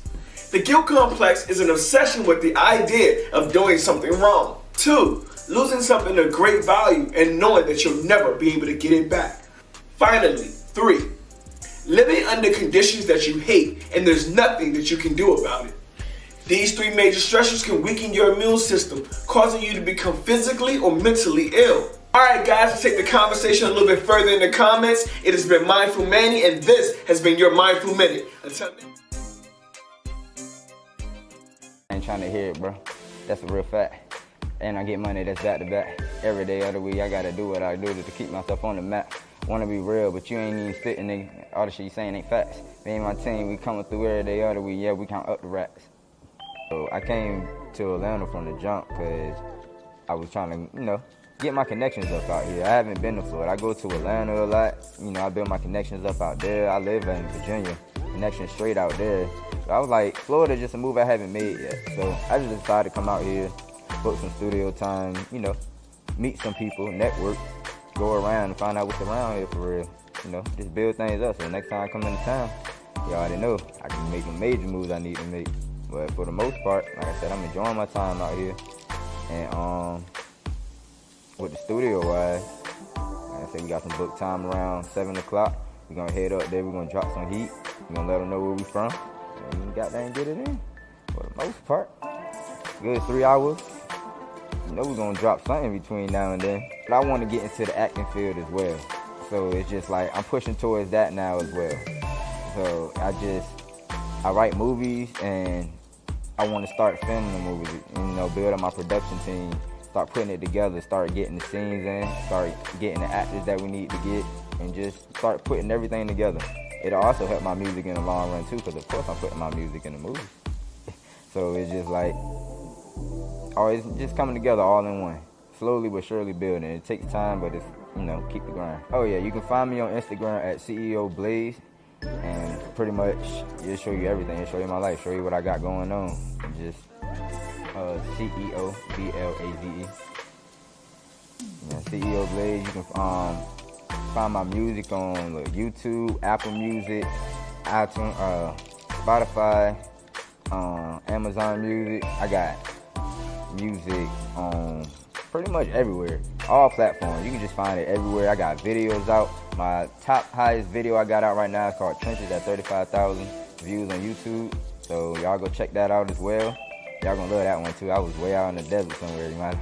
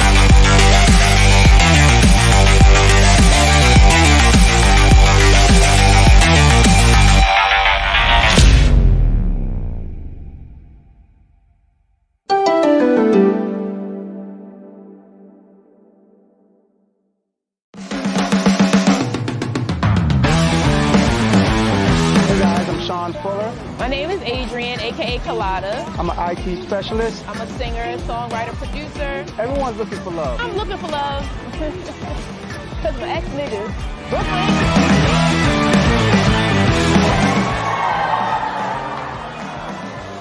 With a touch of ass. Hey, listen, that doesn't let me up. I didn't have much time tonight. Y'all did a hell of a job letting me out of my box. I appreciate the fuck out of it. I really do. Y'all follow me, Uncle G. Follow me on Instagram. Follow me on Facebook. Do not follow me out that fucking parking lot. Thank you for your time, y'all.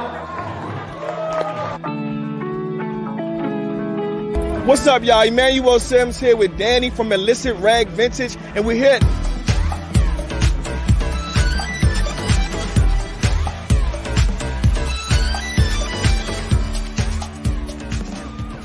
So you have an idea, A brilliant concept for a movie that has been brewing in your mind. You can see it on the big screen, captivating audiences, leaving a lasting impact. But what now?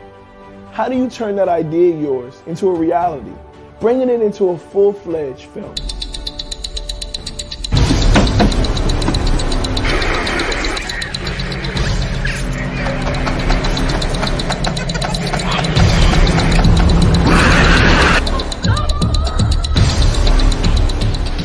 Crazy looking shit on the screen. Get you on that. I got so many women problems. My X chromosomes, they ain't never show up.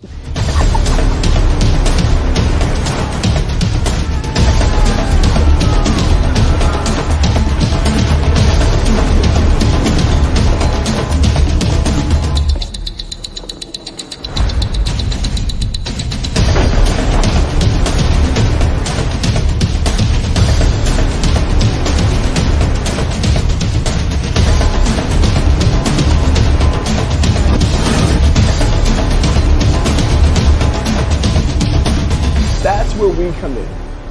We're a team of experienced producers who specialize in turning your ideas into reality. We take your vision and guide you every step of the way, from concept to the screen. And the best part, it won't cost you a dime to learn how we can turn your idea into a motion picture. Schedule your consultation today with our team of expert producers. We'll listen to your ideas, provide guidance on the entire movie-making process, and discuss how we can bring your vision to life. So don't let your movie get stuck living in your head. Take action now and schedule your free consultation with our team. My name is Emmanuel, and I'm here to help you bring your movie to life into the big screen.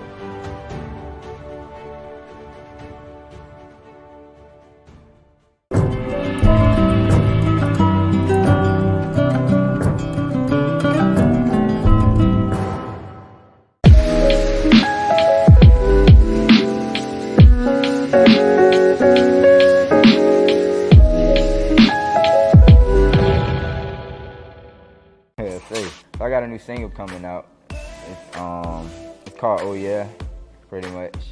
It's like an island type of song.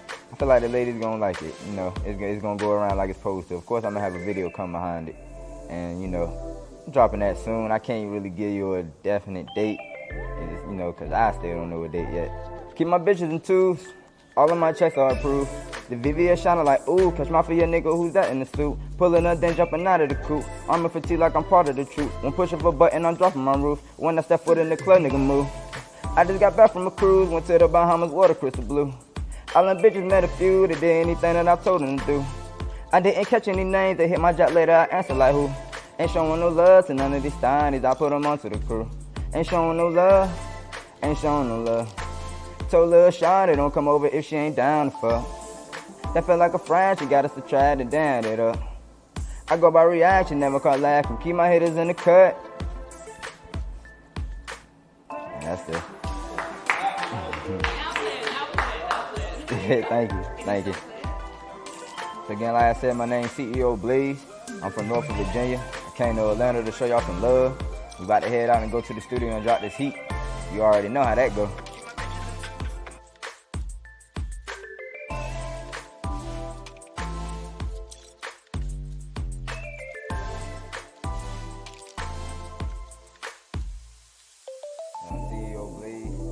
Y'all already know, check me out.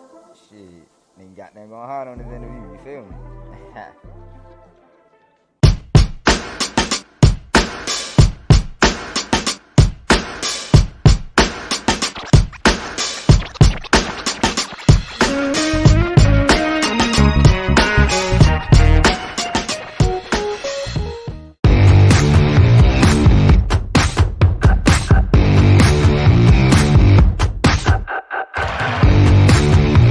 Did you see the news? It's the anniversary of the kid that disappeared. Marshall doesn't know though, so shush. You don't think we're going too far? Are we? I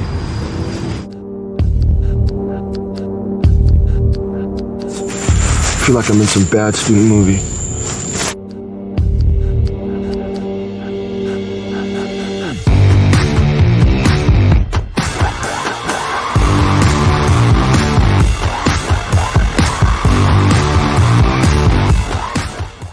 will you wait for me? And she said, of course, dear, for as long as it takes.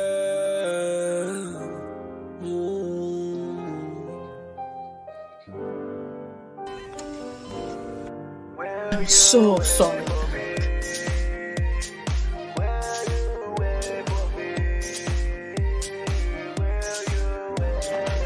Julie, dear, will you wait for me?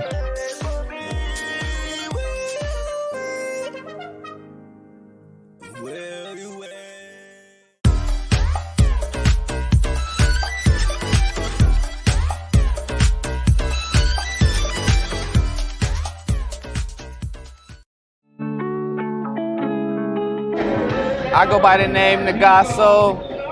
You can find me on Instagram at NIGASOUL. Nagaso. And I'm in Baltimore. I'm a Baltimore-based artist. I'm an emotional-based artist. First off, let's clear that up. I'm an emotional-based artist. I'm one of a kind. You're not gonna find too many people like me. And my theme is hearts. I put hearts in all of my pieces, and I use a half a heart as my theme symbol because we all broken in some way. So come follow me at NIGASOUL at Nagaso.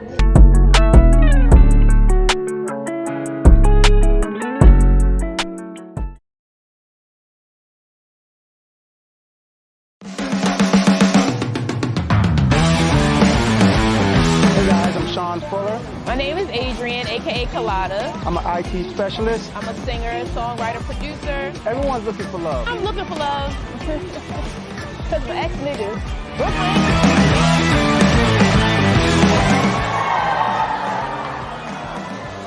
With a touch of ass. Hey, listen, that don't let me up. I didn't have much time tonight. Y'all did a hell of a job letting me out of my box. I appreciate the fuck out of it. I really do. Y'all follow me, Uncle G. Follow me on Instagram. Follow me on Facebook. Do not follow me out that fucking parking lot. Thank you for your time, y'all. What's up, y'all? Emmanuel Sims here with Danny from Illicit Rag Vintage, and we're here.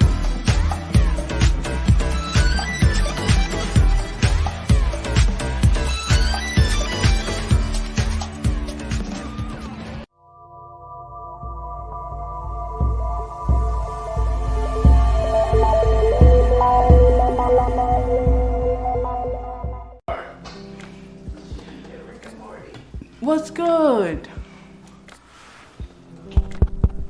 Yeah.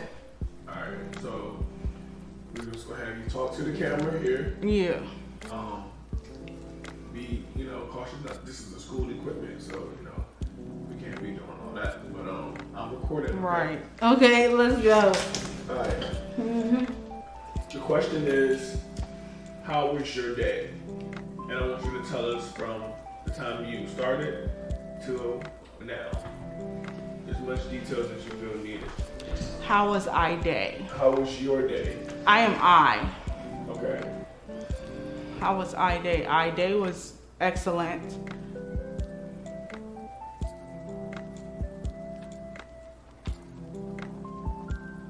Say that one more time. I day was excellent. So I want you to tell me what you did from beginning to end. All the details. I just did not shit. Like, I did not anything. I did I woke up in my Airbnb and I was like, oh, what am I gonna do today? It's my last day here. How do I accumulate enough of what's on my foot, which is Satan? So I was like, all right, I gotta think of something. So I said, I'm going to Universal Studios. So that's exactly what I did. And then I asked the security at the gate, I said, how do I get to Full Sail University? And then he was like, you just get on the bus and go to Full Sail. I was like, great. I was like, which one? And then I found it. And then I was like, there on the bus, recording me going to the school. And I got there and it was like the most latest event.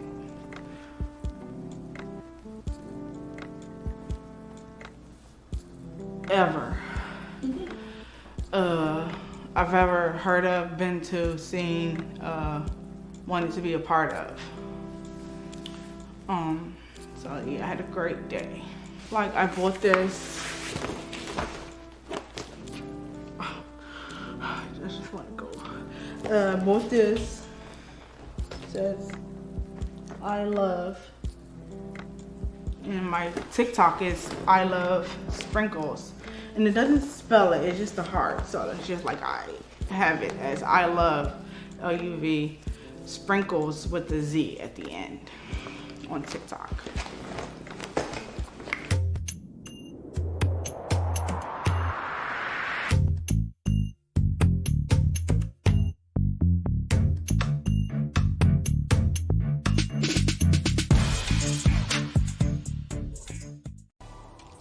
And that's pretty much just how my day goes, at least when I'm out in school. But yeah, that's probably my average life as a music producer. My name is Matthew Haber, from Miami Beach, 305. You can find me on Instagram at MATT__Miami. My email is mattmiamibeats@gmail.com, MATTMIAMIBEATS@gmail.com, and reach out. I love hearing what people have going on. I love working with anyone who has a good spirit or anything creative. I absolutely love.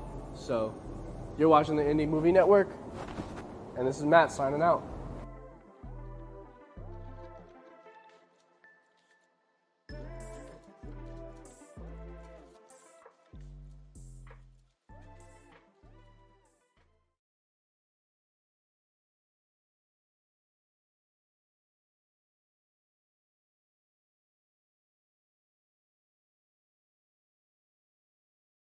So you have an idea, a brilliant concept for a movie that has been brewing in your mind. You can see it on the big screen, captivating audiences, leaving a lasting impact. But what now?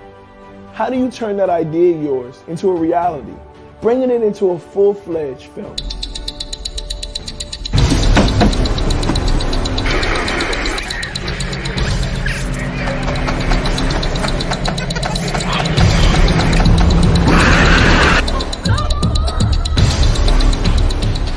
Crazy looking chick on the screen. Get you on that. I got so many women problems. My X chromosomes, they ain't never show up.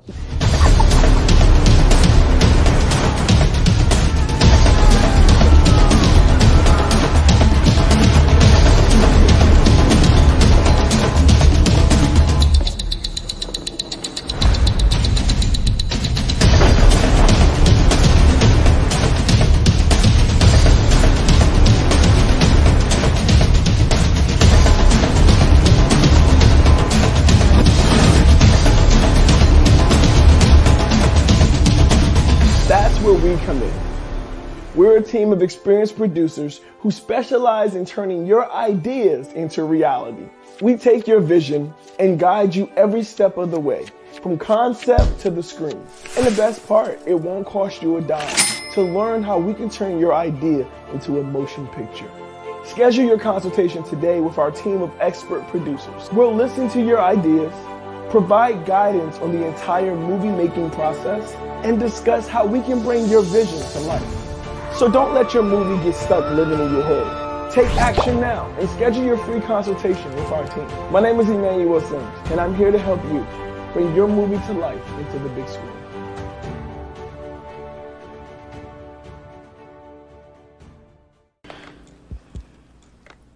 Yeah, so that was, I have plenty of not videos and cool things happen there. You can also find me on YouTube at Vanny Vlog, VANNIE, you know, with the heart at the top. And vlog is, you know, what you like to watch. To Hall of Fame, we're there all week at the ISS, International Student Society. It's ISS on Discord. So I just got here today to meet these people. So these are my club friends, and they're the very best friends you own. So ISS is the International Student Society, and I am part of that club. I'm very popular on Discord, but to meet these people in real life have really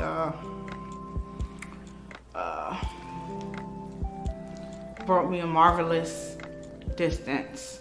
So I'm a member of ISS as well. I'm one of the mentors. I am a mentor myself. I think we met on the Zoom one time. Maybe was you on the Zoom meeting? Yeah. What is your Discord link? It may be Overtime Sims or OTS. I don't know. Okay, I remember that name. Okay, yeah. Sims. Sims. Yeah. That's Overtime Sims. Yeah, that's me. Really? Yeah. Tell me, talk to me. Really? Yeah. Overtime Sims. God. Overtime Sims. Yeah, I like that. I like the Sims. That game will give me focus. Man, I asked for some chips. I couldn't get those. I asked for a t-shirt. They told me I had to scan the thing. I scanned both of them and put Savannah and Savannah. So I better get 2 t-shirts. No, I'm just playing. I do need a t-shirt though, because I know y'all have laws out here. And I got a tank top on up under this. You know what I'm saying? So I can't be walking around with a tank top on. And like March, the middle of March. You know, it's not even the middle yet. So yeah. My favorite part about the Hall of Fame event today on Tuesday, which was the second day. So my favorite part was when our professor got on stage and like cool, you know what I'm saying? Like, yeah, I love our professors at Full Sail University.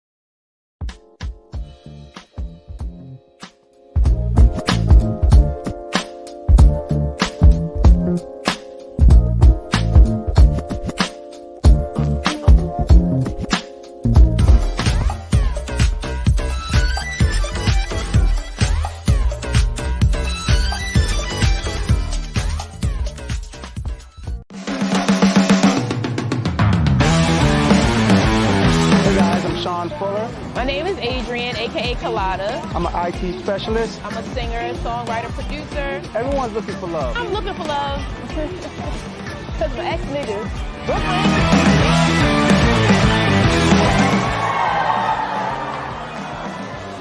With a touch of ass. Hey, listen, that doesn't let me up. I didn't have much time tonight. Y'all did a hell of a job letting me out of my box. I appreciate the fuck out of it.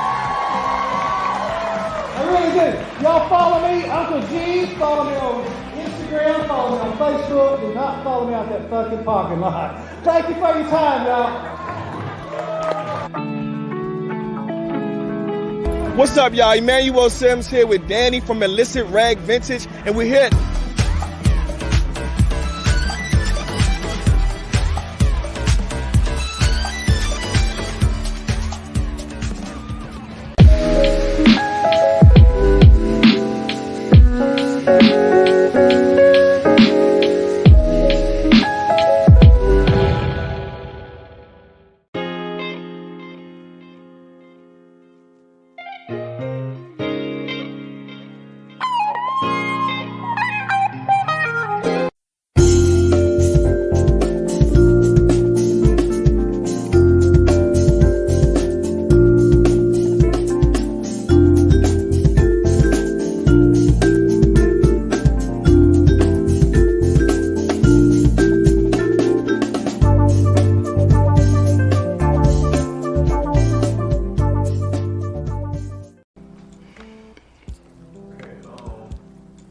are you looking forward to most about the rest of this week? I'm looking forward to like finding a home. I found a good one. Like it's a really good price, and I hope that I can get it. I want to own it. Hi.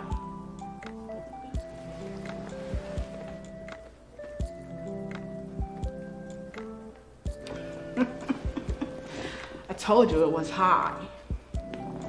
So what happened after after the Full Sail Hall of Fame was over today? At 5, I like went to where that restaurant is on campus, and I sat there for a little bit with Yanni, and then Yanni was like, want to go inside? I was like, yeah. So I went inside with Yanni, and then Yanni was like, bye. I was like, later, bud. And he was like, gone, and I was like, okay, I'm going to do some classes. You know, I gotta get this lecture in real fast, because I was gonna wait there till 10 p.m. to do the lecture, but then I was talking to a buddy of mine, and he asked me to do an interview, so I was like, okay, I'll just go to the lecture when I'm supposed to. And then I'm here, so, but then I walked around the campus and played and stuff for a little bit. What kind of stuff did you play? I played with leaves and flowers and palm trees.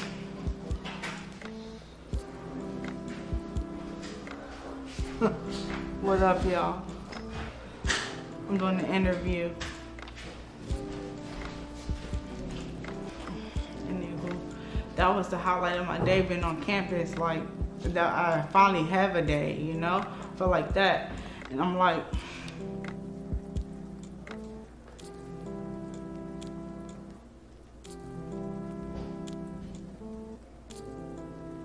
yeah. This is like the life right here, because this is space on the screen just moving.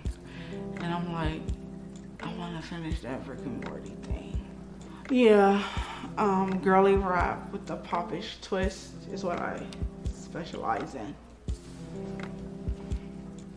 So it goes like this. Stand up. No, sit down. Sit down, stay up. I'm gonna put this up and lean back. How about that? Alright, so it goes like this. I need you. And then it goes, baby, come here now.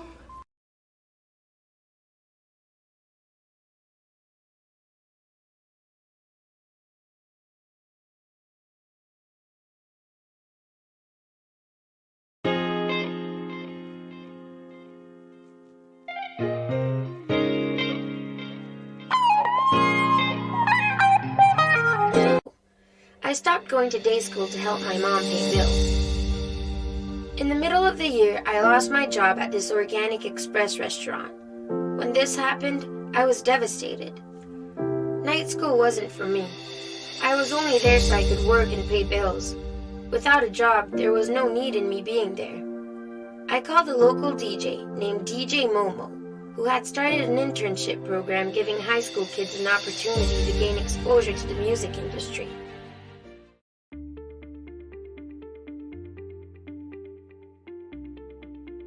Hi, my name is Emmanuel Sims, but you may know me as Overtime Sims. I'm a rap artist, a film producer, and an author.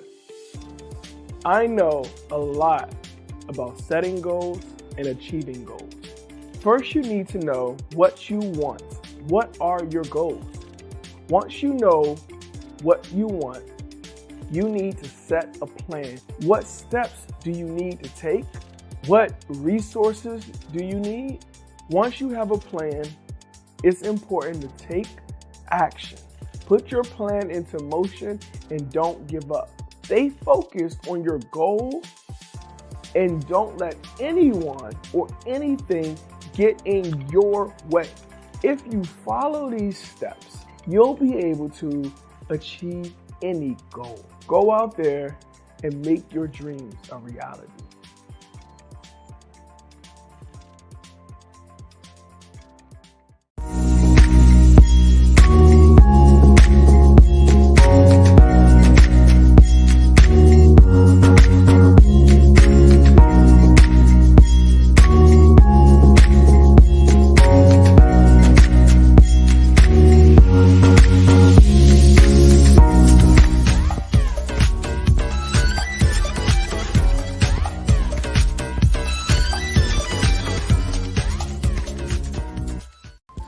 Baby, come lay down.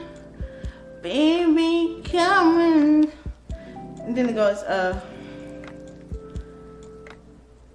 baby, come on now. Baby, come here now. And then it goes, baby, come in my room so I can make love to you. Baby, come in my eyes so I can show you around. I need you. Want me to keep going? And then it goes, I need you. I need you to free our inhibitions, babe. Hey. Alright. So if you could tell younger you anything, what would you tell them? If I could tell who? Younger Youngin. The young version of you. You gonna ask me about a boy? Well, tell us about that. What's your story? Anyway, I like a boy. Psych, I'm just teasing. I want to tell the truth what I'm supposed to do. Okay. I like Christ. Yeah.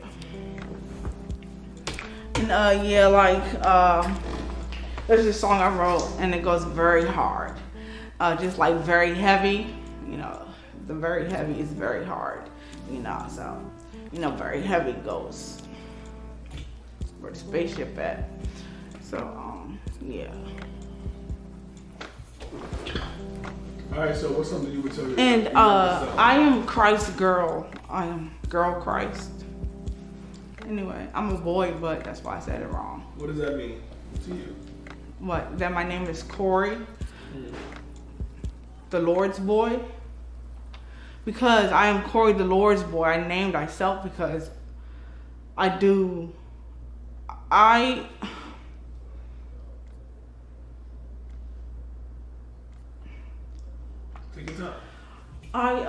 work for the Federal Bureau of Investigation. So,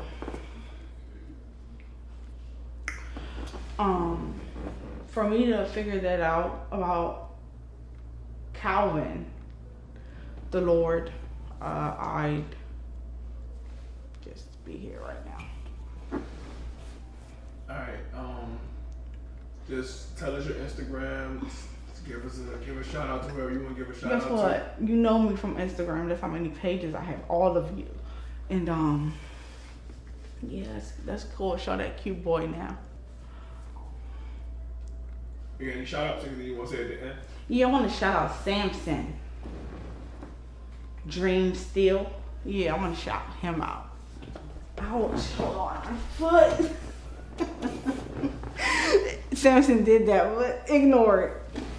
Anyway. What did Samson do? Nothing, not shit. Hey guys, I'm Sean Fuller. My name is Adrian, aka Colada. I'm an IT specialist. I'm a singer, songwriter, producer. Everyone's looking for love. I'm looking for love. Because my ex-niggas.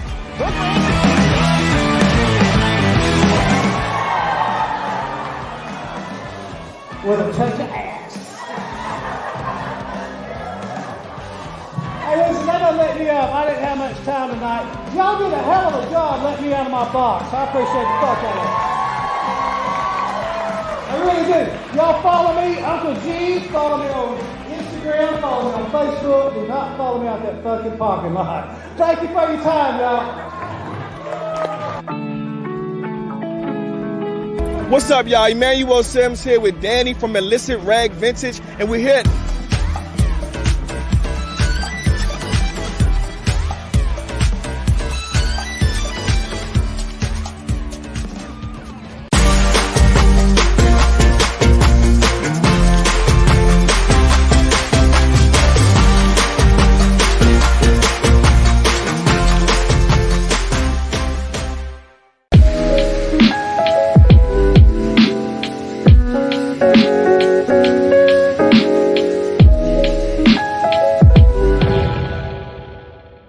This is Audible. The action. After planning, you have to start doing. I created a new website for myself. I made a new YouTube channel and made most of my old videos private. I put up only music I wanted people to hear. I cleaned up all my social sites. This way I could get a fresh start on my career again. When I hit them, they didn't see it coming, and I was like a whole new artist. Not anything, sir. You know, it's an interview. You're supposed to tell us what does Samson do. Sir, not anything, sir. Copy. All right, so that's it. But anything you want to tell your younger self? Yeah, anything I want to tell my younger self? I would like to tell her to like write. Never send. You know what I'm saying? All right. Hi. All right, so now just say your name and say you're watching the Indie Movie Network. And that would say, my name is, and thank you for listening to me in my day. What is the indie? It's a Roku network. I'll show you in a second. Is it Movie Network? Yeah. Okay. So just tell them who you are. Because this thing is like moving. So I'm like, still Savannah. Thank you for watching the Indie Movie Network. What was it? That was good. Do it one more time. What was the first word? The Indie Movie Network. Yeah. Still Savannah. Thank you for watching the Indie Movie Network. And that was my day. Thanks, sir. Thank you for watching the Indie Movie Network, and that was my day. And that was my day. Really? And that's how my day was. Just say, and that's how my day was. And that day was great. Today was great. I appreciate today. Yeah. And thank you for this interview because I like to talk. Well, tell us more. Yeah, I like to talk to girls, like, because they know our business. You know, so I have to talk to them because they're our friends, all of them, no matter who they are. Because I'm a girl myself. So that's what we do. We do fun things and we always make a plan to make something fun happen. That's why we, like Valley Baby says, we are making plays. That's what girls do. You know, her voice is hitting hard. All right, cut it. That's it? I mean, we can keep going. Okay, well, my artists that I love because they are myself. Okay, I could go on for days, but there's about a handful. Well, make sure you talk to this camera too. Yeah, because I'm the best one. Squad. Did you say? But they are, you know, who I just mentioned, and then Rico Nasty. Oh yeah. And then Asian Doll, and then, you know, Native American Doll. What were you gonna ask? That's it. That's how my day was? Or something? Yeah, and that's how my day was. No, we're and that's how our day was. Yeah, and that's how my day was. I would like to say that those girls really make me who I am, and I know that I'm in their lives, and I feel them, and they know that I'm here, and my favorite one will always be Tinashe. Yeah, you know, I have to talk about Tinashe because, you know, a lot of stuff that I appreciated Tinashe for came out on YouTube, and it got put up, so it's not there anymore. Sorry. Alright, and that was our day. And that was our day. Okay, cut. Anyway. Yeah, we stand up. Okay, yeah, all day that.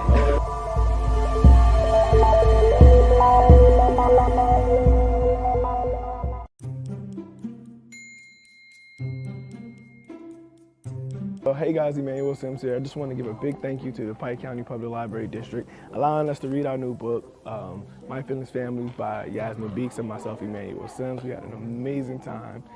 We got to do the chessboard with Noah, and Noah got to build his own book, which is amazing because that's great exposure, right? And the kids really enjoyed the read. So I just want to say thank you. Absolutely. Me too. And just wanted to say thank you so much. And we also have our feelings bracelets for our mixed emotions, our anger, our impatient, and we also have our pink for the butt. So I just want to say thank you guys for everything, and to make it a great day or not, if no one told you to love you today, know that God loves you and so do I. Drippity, drippity. Anything you want to add, Yaz?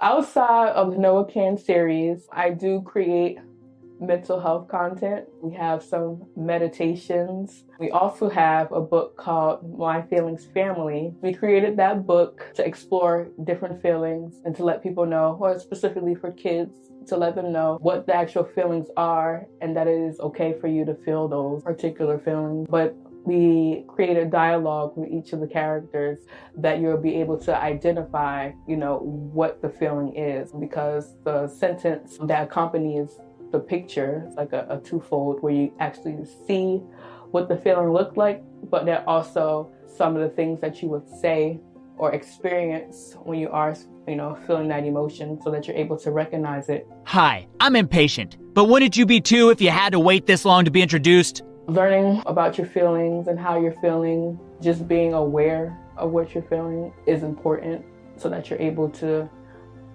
identify different coping skills and, different mechanisms and techniques to help you address a specific feeling, opposed to just walking around with it and not knowing that you are, having this moment. My name is Yasmin Beeks, and I'm a licensed social worker, a mom, and the creator of the Noah Can series.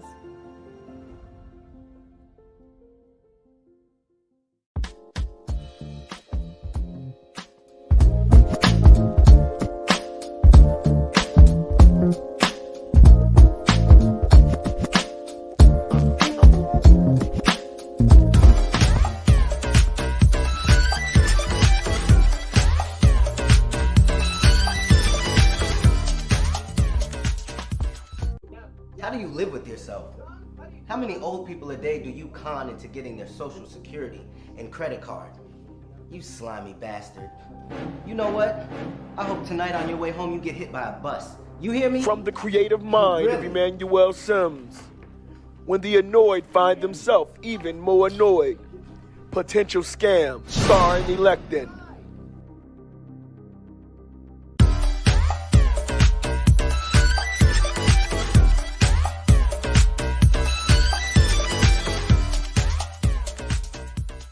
So you have an idea, a brilliant concept for a movie that has been brewing in your mind. You can see it on the big screen, captivating audiences, leaving a lasting impact. But what now? How do you turn that idea of yours into a reality, bringing it into a full-fledged film?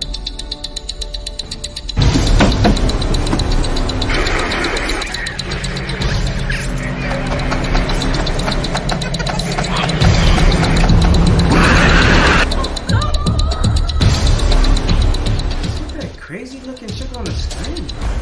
Get you on that. I got so many women problems. My X chromosomes, they ain't never show up.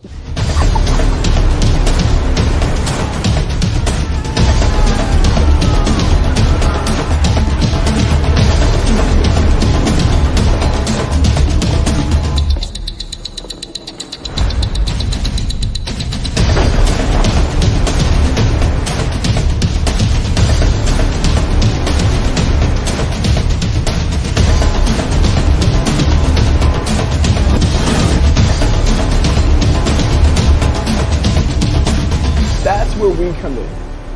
We're a team of experienced producers who specialize in turning your ideas into reality. We take your vision and guide you every step of the way, from concept to the screen. And the best part, it won't cost you a dime to learn how we can turn your idea into a motion picture. Schedule your consultation today with our team of expert producers. We'll listen to your ideas, provide guidance on the entire movie making process, and discuss how we can bring your vision to life. So don't let your movie get stuck living in your head. Take action now and schedule your free consultation with our team. My name is Emmanuel, and I'm here to help you bring your movie to life into the big screen.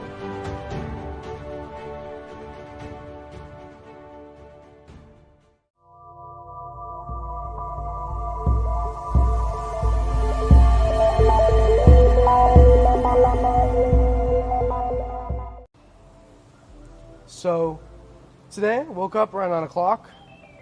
The first thing that I like to do when I get out of bed is just kind of look around and be grateful for what I have. You know, I've got good health, I've got a happy family. That's all I can really ask for. So I woke up, I made myself some breakfast, eggs and toast.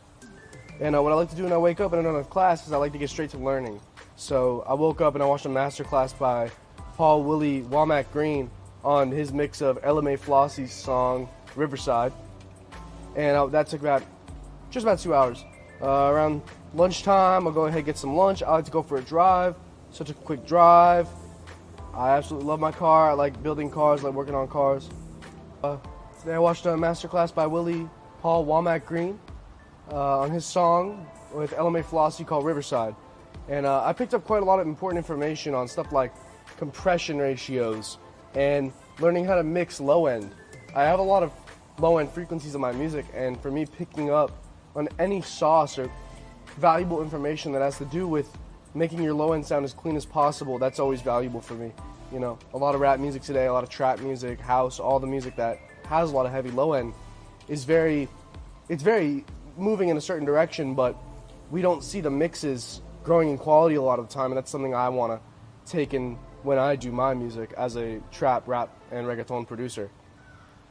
So, he was talking about mixing basses and 808s, layering them. That was a very interesting topic to me, as well as how he mixes background vocals, and that's something I have issues with quite a bit. So, learning that information really added to my day.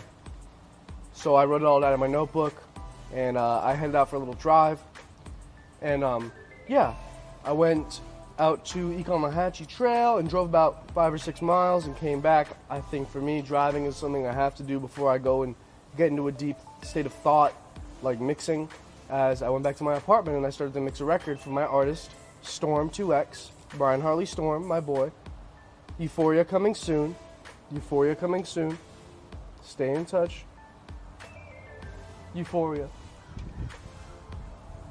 So, yeah, I sat down and I was looking over one of the songs. I'm not going to say the name, but I've been mixing alongside my main engineer, Alejandro Suarez. A has produced it, A has mixed it.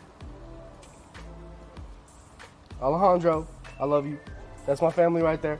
Shout out Isaiah too. And we sat down and looked through that mix a little bit, and we've been preparing more beats for that project as well. So I got to work, opened up my Splice. I really love Splice. It's one of the softwares I can actually talk about using because I have a lot of sauce I don't give away when it comes to samples, but I will give out one right now. Nash Music Library.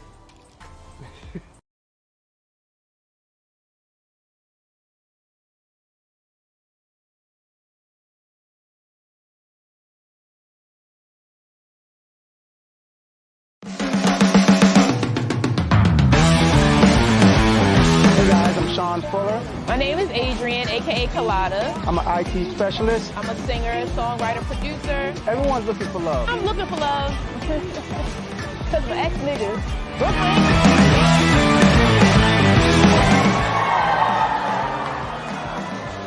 With a touch of ass. Hey, listen, that doesn't let me up. I didn't have much time tonight. Y'all did a hell of a job letting me out of my box. I appreciate the fuck out of it. I really do. Y'all follow me, Uncle G. Follow me on Instagram. Follow me on Facebook. Do not follow me out that fucking parking lot. Thank you for your time, y'all. What's up, y'all? Emmanuel Sims here with Danny from Illicit Rag Vintage, and we're here.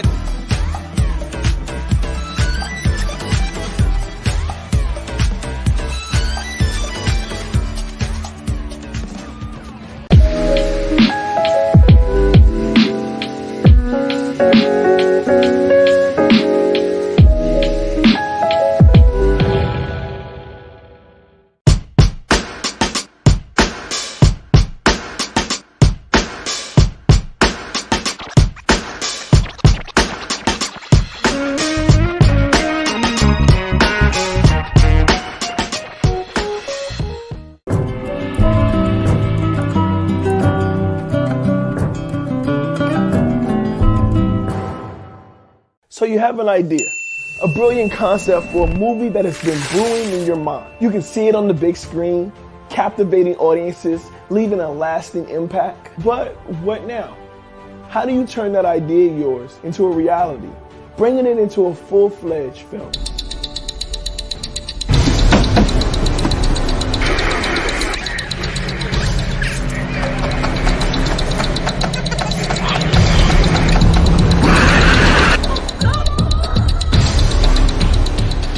Crazy looking shit on the screen. Get you on that. I got so many women problems. My X chromosomes, they ain't never show up.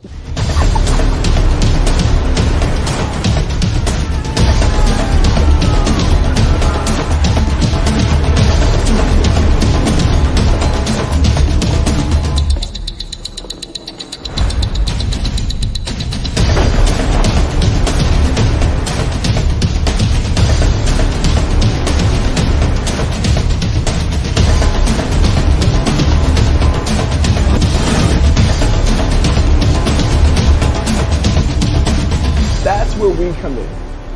We're a team of experienced producers who specialize in turning your ideas into reality. We take your vision and guide you every step of the way, from concept to the screen. And the best part, it won't cost you a dime to learn how we can turn your idea into a motion picture. Schedule your consultation today with our team of expert producers. We'll listen to your ideas, provide guidance on the entire movie-making process, and discuss how we can bring your vision to life. So don't let your movie get stuck living in your head. Take action now and schedule your free consultation with our team. My name is Emmanuel Sims, and I'm here to help you bring your movie to life into the big screen.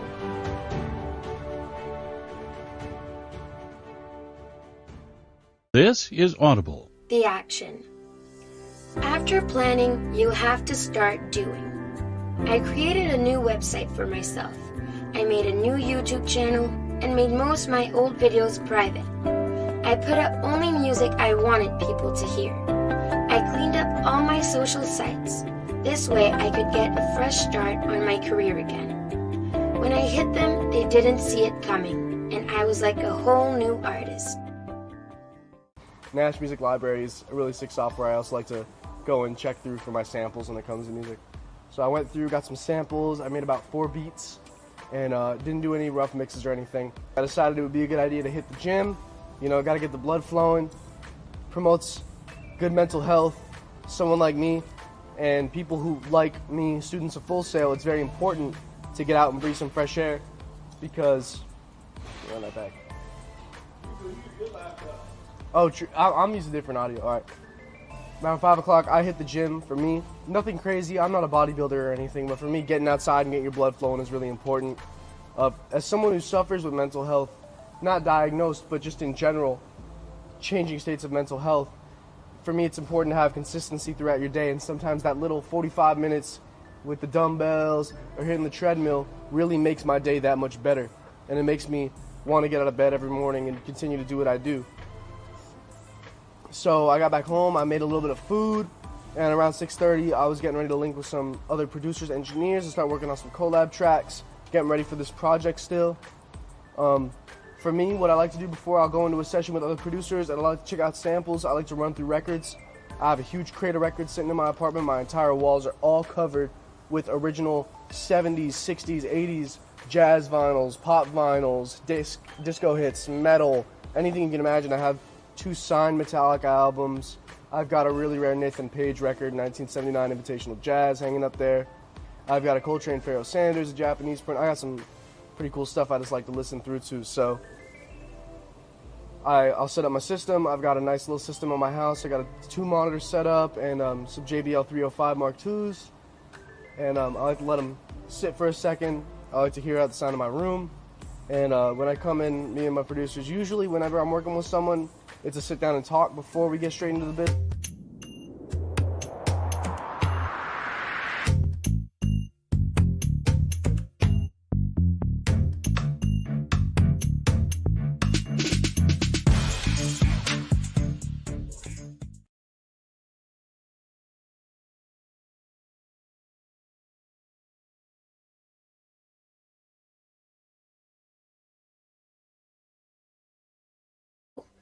I stopped going to day school to help my mom pay bills. In the middle of the year, I lost my job at this organic express restaurant. When this happened, I was devastated. Night school wasn't for me. I was only there so I could work and pay bills. Without a job, there was no need in me being there. I called a local DJ named DJ Momo, who had started an internship program giving high school kids an opportunity to gain exposure to the music industry.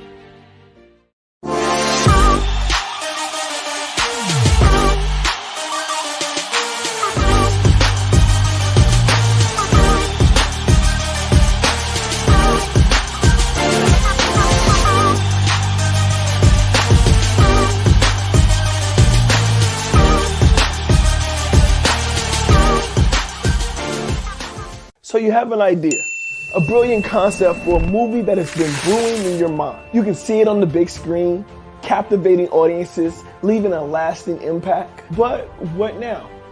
How do you turn that idea of yours into a reality, bringing it into a full-fledged film?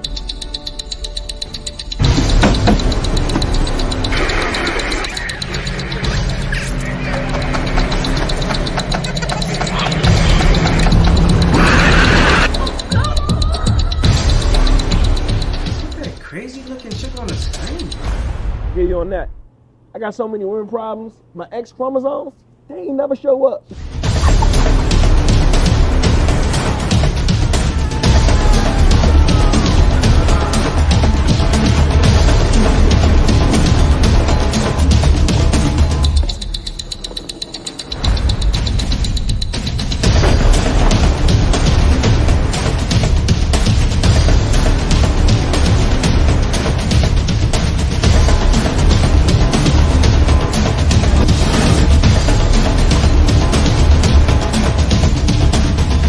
Where we come in. We're a team of experienced producers who specialize in turning your ideas into reality. We take your vision and guide you every step of the way, from concept to the screen. And the best part, it won't cost you a dime to learn how we can turn your idea into a motion picture. Schedule your consultation today with our team of expert producers. We'll listen to your ideas, provide guidance on the entire movie-making process, and discuss how we can bring your vision to life. So don't let your movie get stuck living in your head. Take action now and schedule your free consultation with our team. My name is Emmanuel, and I'm here to help you bring your movie to life into the big screen.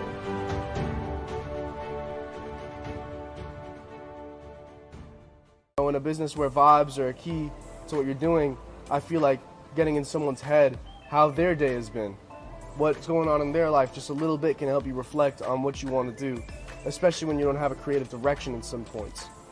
For me, Storm is such a versatile artist that I can kind of go in with whatever mentality I want as a producer.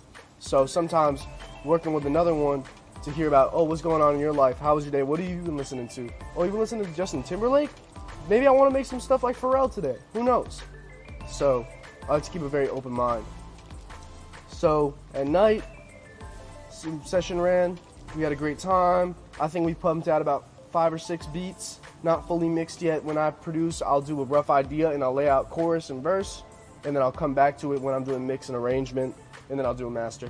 But I like to take my time when it comes to arrangement because I feel like it adds a lot to the music. So post is about 11 o'clock. I hit up a couple of my friends in my car club. Like I said before, I love to drive. So around 11 o'clock, usually at night I also like to take a little drive. I'm very big on driving. For me, it's something I've grown to love throughout the ages. I got my license during quarantine. I'm a young person, and it was a really rough time for me. So getting out on the road and having fun with my buddies was really important to me. And as someone who likes to work and build up cars just a little bit, and someone who wants to get more experience with it, sometimes just tapping in with your vehicle and sitting there with the windows down, listening to my engine sounds, it really helps me calm down and think about how grateful I am for my day again. I'm someone who's very blessed with a healthy family and positive living, and I get to live my dream every day. I don't like to take it for granted. I have a great group of friends, and I couldn't be happier with my life, to be quite honest. I don't think I could have anything better going on. A lot of people talk about money or fame. Those are two things I have never chased in this business, and something I hope that I can continue to stick to, as my roots are really with the people who have supported me since I have been working on the demo of FL Studio and running the output headphones of my interface into the input because you couldn't export tracks. Those are the people who make my day every day when they hit me up and shoot me a call. But like I was saying, around 11 o'clock, me and a couple of my buddies from our car crew, we have a spot we'll go to. We go post up, take some pictures, do a couple races in a safe environment, not under the influence of alcohol, marijuana, or any drugs. Zero tolerance for DUI. Do you hear me? Zero tolerance for DUI. That is bullshit.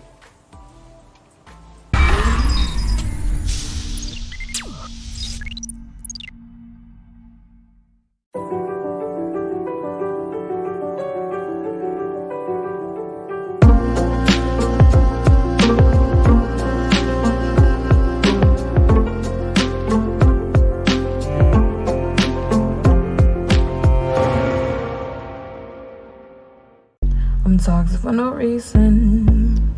I sit and I drown. You should try Grounder. And You ever get it time before? seems to fly. No fight in a fight. The demons that surround me A now. lot of times we get lost in our head. I'm and let me sad for tell no you this. reason. Ruminating thoughts My hurt heart made like of stone. The bones they are weak. My tears they are scary. And darkness consumes me now. I'm too far gone to reconcile my haunted past. It's not I live meditation. with this weight now. It's grounding. You don't even gotta close your eyes. With this weight now, I'm too far gone to turn back now. I'll just fight this till light comes around. I'm too far gone. Far gone. How else would you explain the rain? These people around me know nothing about me. Leave them in a spell. Forget I got so many everything women they problems. know. My X chromosome. I never try show to up. stay happy, but stuff keeps on happening. I'm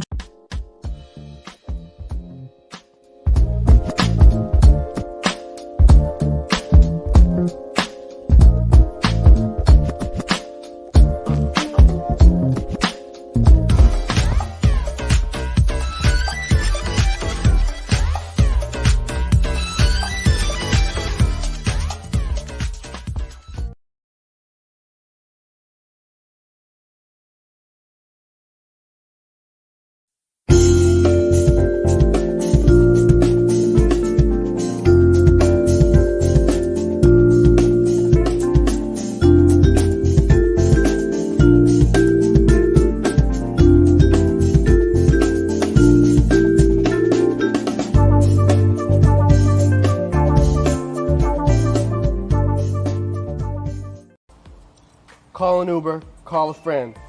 It is 2022. If you're drinking and driving, there's no such thing as a right way to do it. That's all my life.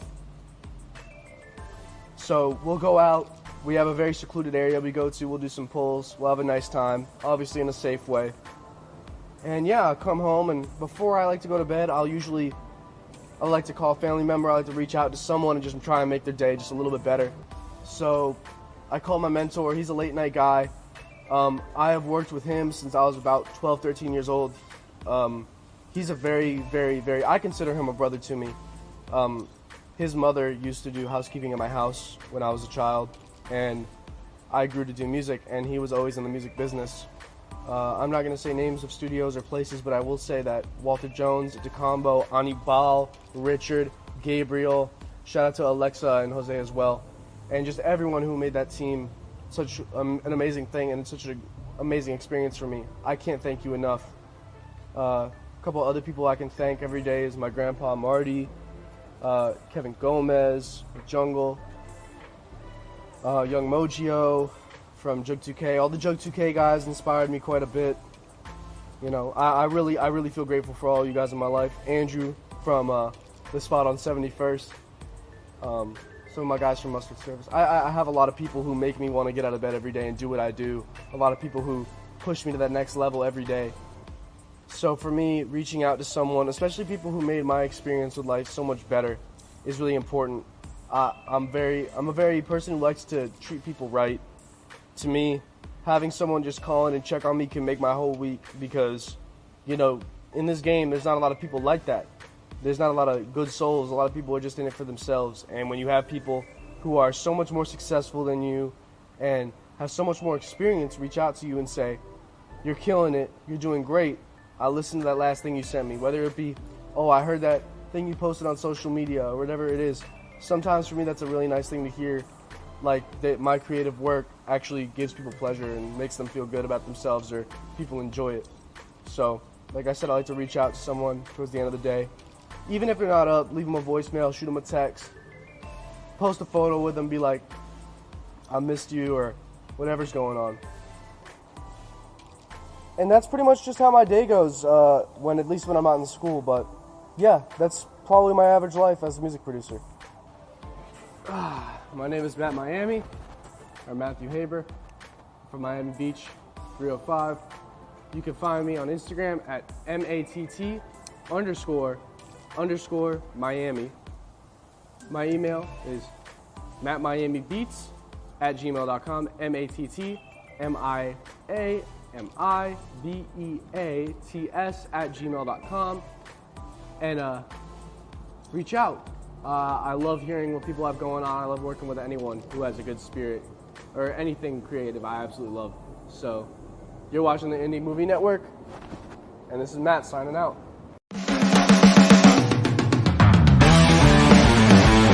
Hey guys, I'm Sean Fuller. My name is Adrian, aka Colada. I'm an IT specialist. I'm a singer, songwriter, producer. Everyone's looking for love. I'm looking for love. Because my ex-niggas.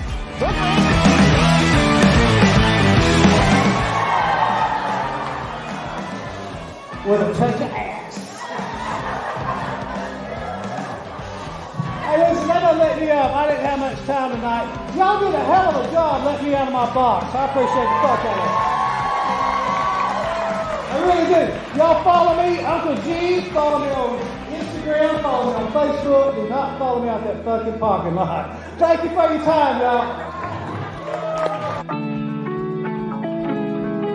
What's up, y'all? Emmanuel Sims here with Danny from Illicit Rag Vintage, and we're here.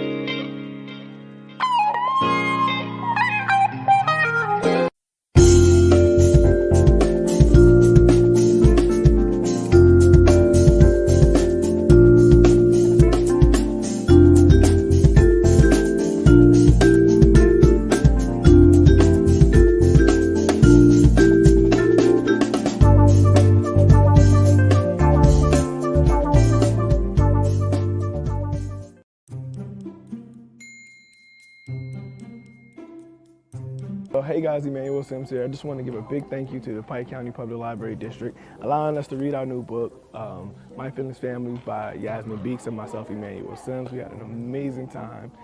We got to do the chessboard with Noah, and Noah got to build his own book, which is amazing because that's great exposure, right? And the kids really enjoyed the read. So I just want to say thank you. Absolutely. Me too. And just wanted to say thank you so much. And we also have our feelings bracelets for our mixed emotions, our anger, our impatient, and we also have our pink for the butt. So I just want to say thank you guys for everything, and to make it a great day or not, if no one told you to love you today, know that God loves you and so do I. Drippity, drippity. Anything you want to add, Yaz?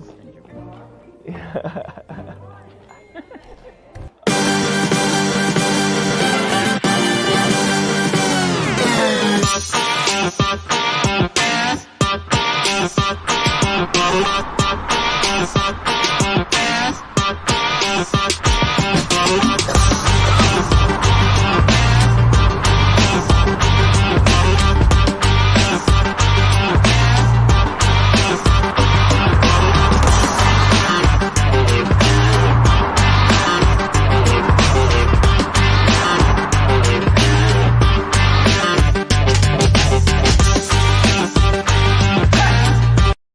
this is Dwight Dale, an Urban Rastaman, and this is How Was Your Day?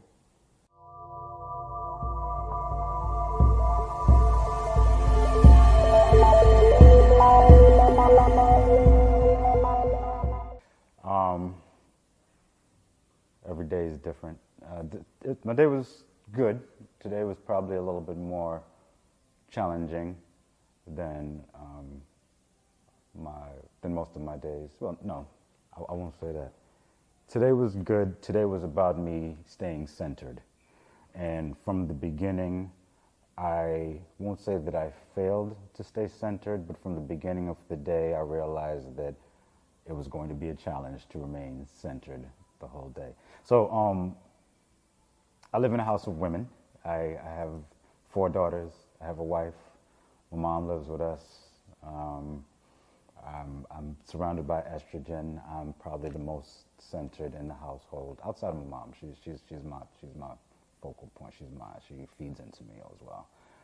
But that being said, I am in a house full of estrogen, full of women. So we have different moods, attitudes, conflicts to deal with, and I probably stay the most grounded out of everybody. So this morning, how was my day? I woke up. I normally have jobs to do, pest control, work, job, appointments, things to do out there. I did not today.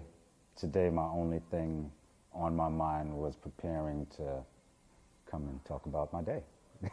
For this moment, I'm trying to stay present in every moment. But when you're looking forward to something, you start preparing for it mentally. And some things take up more space in your mind than others. So from the moment that I woke up, I haven't been working out as much as I should have lately. So I determined that today I'm working out. My wife and I, we're great, but this morning, you know how sometimes in relationships, some days you're just not in alignment. Today was one of them days where we just were not in alignment from the start. And it throws me off. It throws me off a little bit. But I do my best to say no. I'm gonna stay as centered as possible. Everything is temporary. Those are things I tell myself. Everything is temporary. Everything. This will pass. This will just so even the way that I'm feeling for whatever reason, it'll pass. So I said I'm gonna work out. One of my daughters wakes up. It's summertime, so everybody's home. One of my daughters wakes up, and first thing out her mouth is, "My phone broke." Which now. Just to give you a little backstory on that, everybody has a cell phone. Everybody's tied to their cell phone. This particular daughter, my youngest of 4 daughters, for whatever reason, whatever plan we got on the 6-person T-Mobile plan, her phone, of course, is the only one that doesn't have insurance on it. Of course, we found out the hard way. And of course, she's the one that continues to drop the phone, or I'm not going to blame her. That's the phone that continues to break somehow. Continues to shatter, break, and it's always at the worst moment, like about to go on a trip. Guess what? So today was another one of them days. Worst moment, I wouldn't say worst moment. I think she came to me with it last night when it was starting to give us some problems, but I was just too out of it and I fell asleep.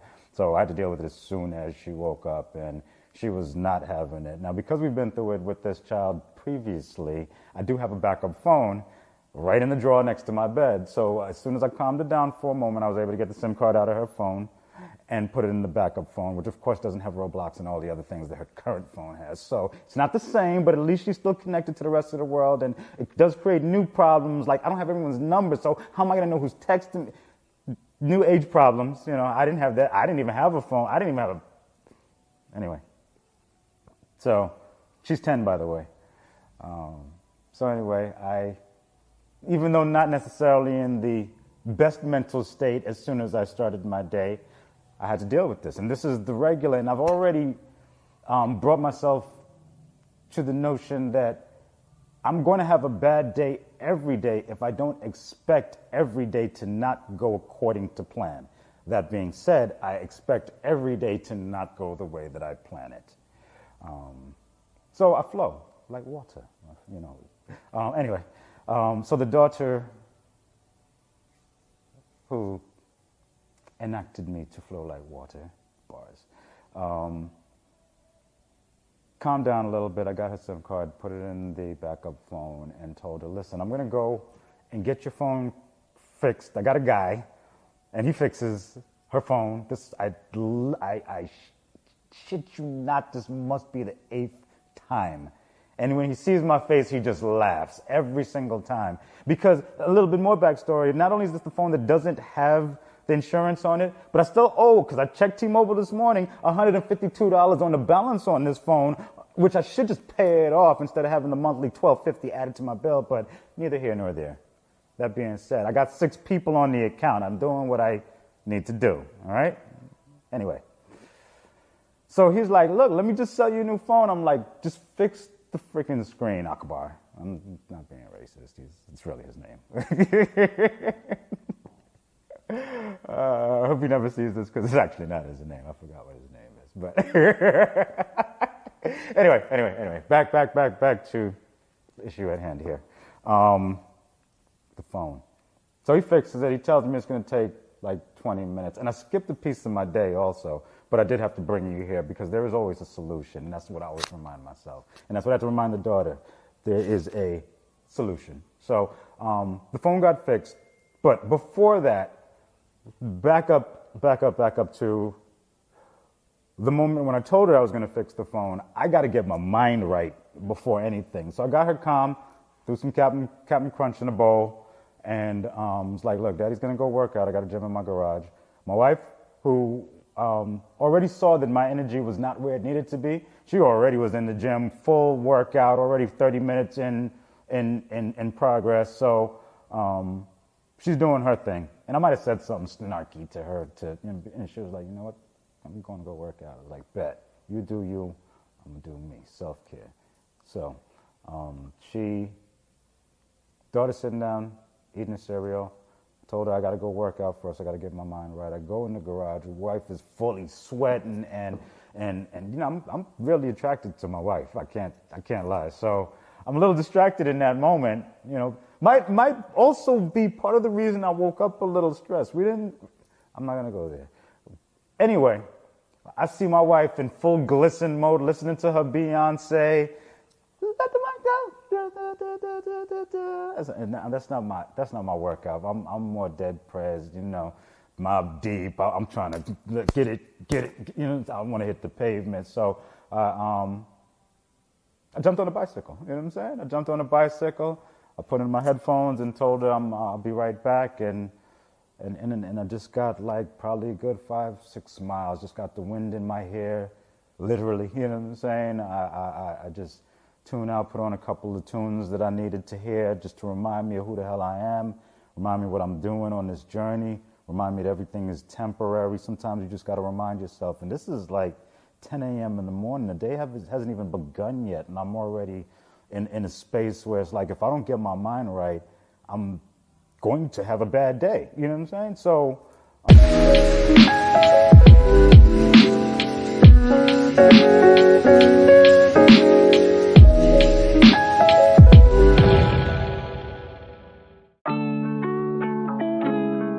How y'all doing? This is BT African Arts. We're a family-owned business. What we offer is shea butter, and as you can see behind us, we got a couple different clothing items, dresses, skirts, blouses, pants, all the above. Where can they find us? BTAfricanArt.com and on Instagram at BT African Arts. Tap in, see us, follow us, and we're going to show you what you like. Yo, we have shea butters, we have oils, and we have all these beautiful dresses just for you. Meet us anywhere. We are a Black-owned business. We are working, we are striving, and we come to you. We want to give you the best products. This is made out of raw shea butter and oils only. We don't do none of that synthetic stuff. It's antibacterial, antifungal, all the antis, all the good stuff. We got it right here for you. No artificial flavoring.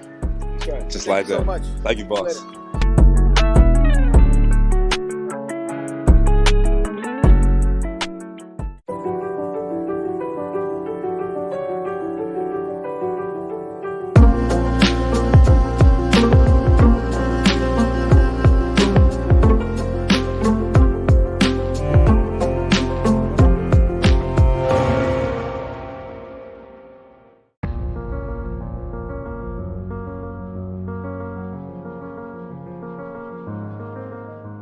white picket fence, palm trees slinging in the air, and clouds that are so close to the earth you can almost touch them. They just sit up there living their best life, bro. Clouds got the best job. You ever think the clouds get depressed living their best life? Of course. How else would you explain the rain?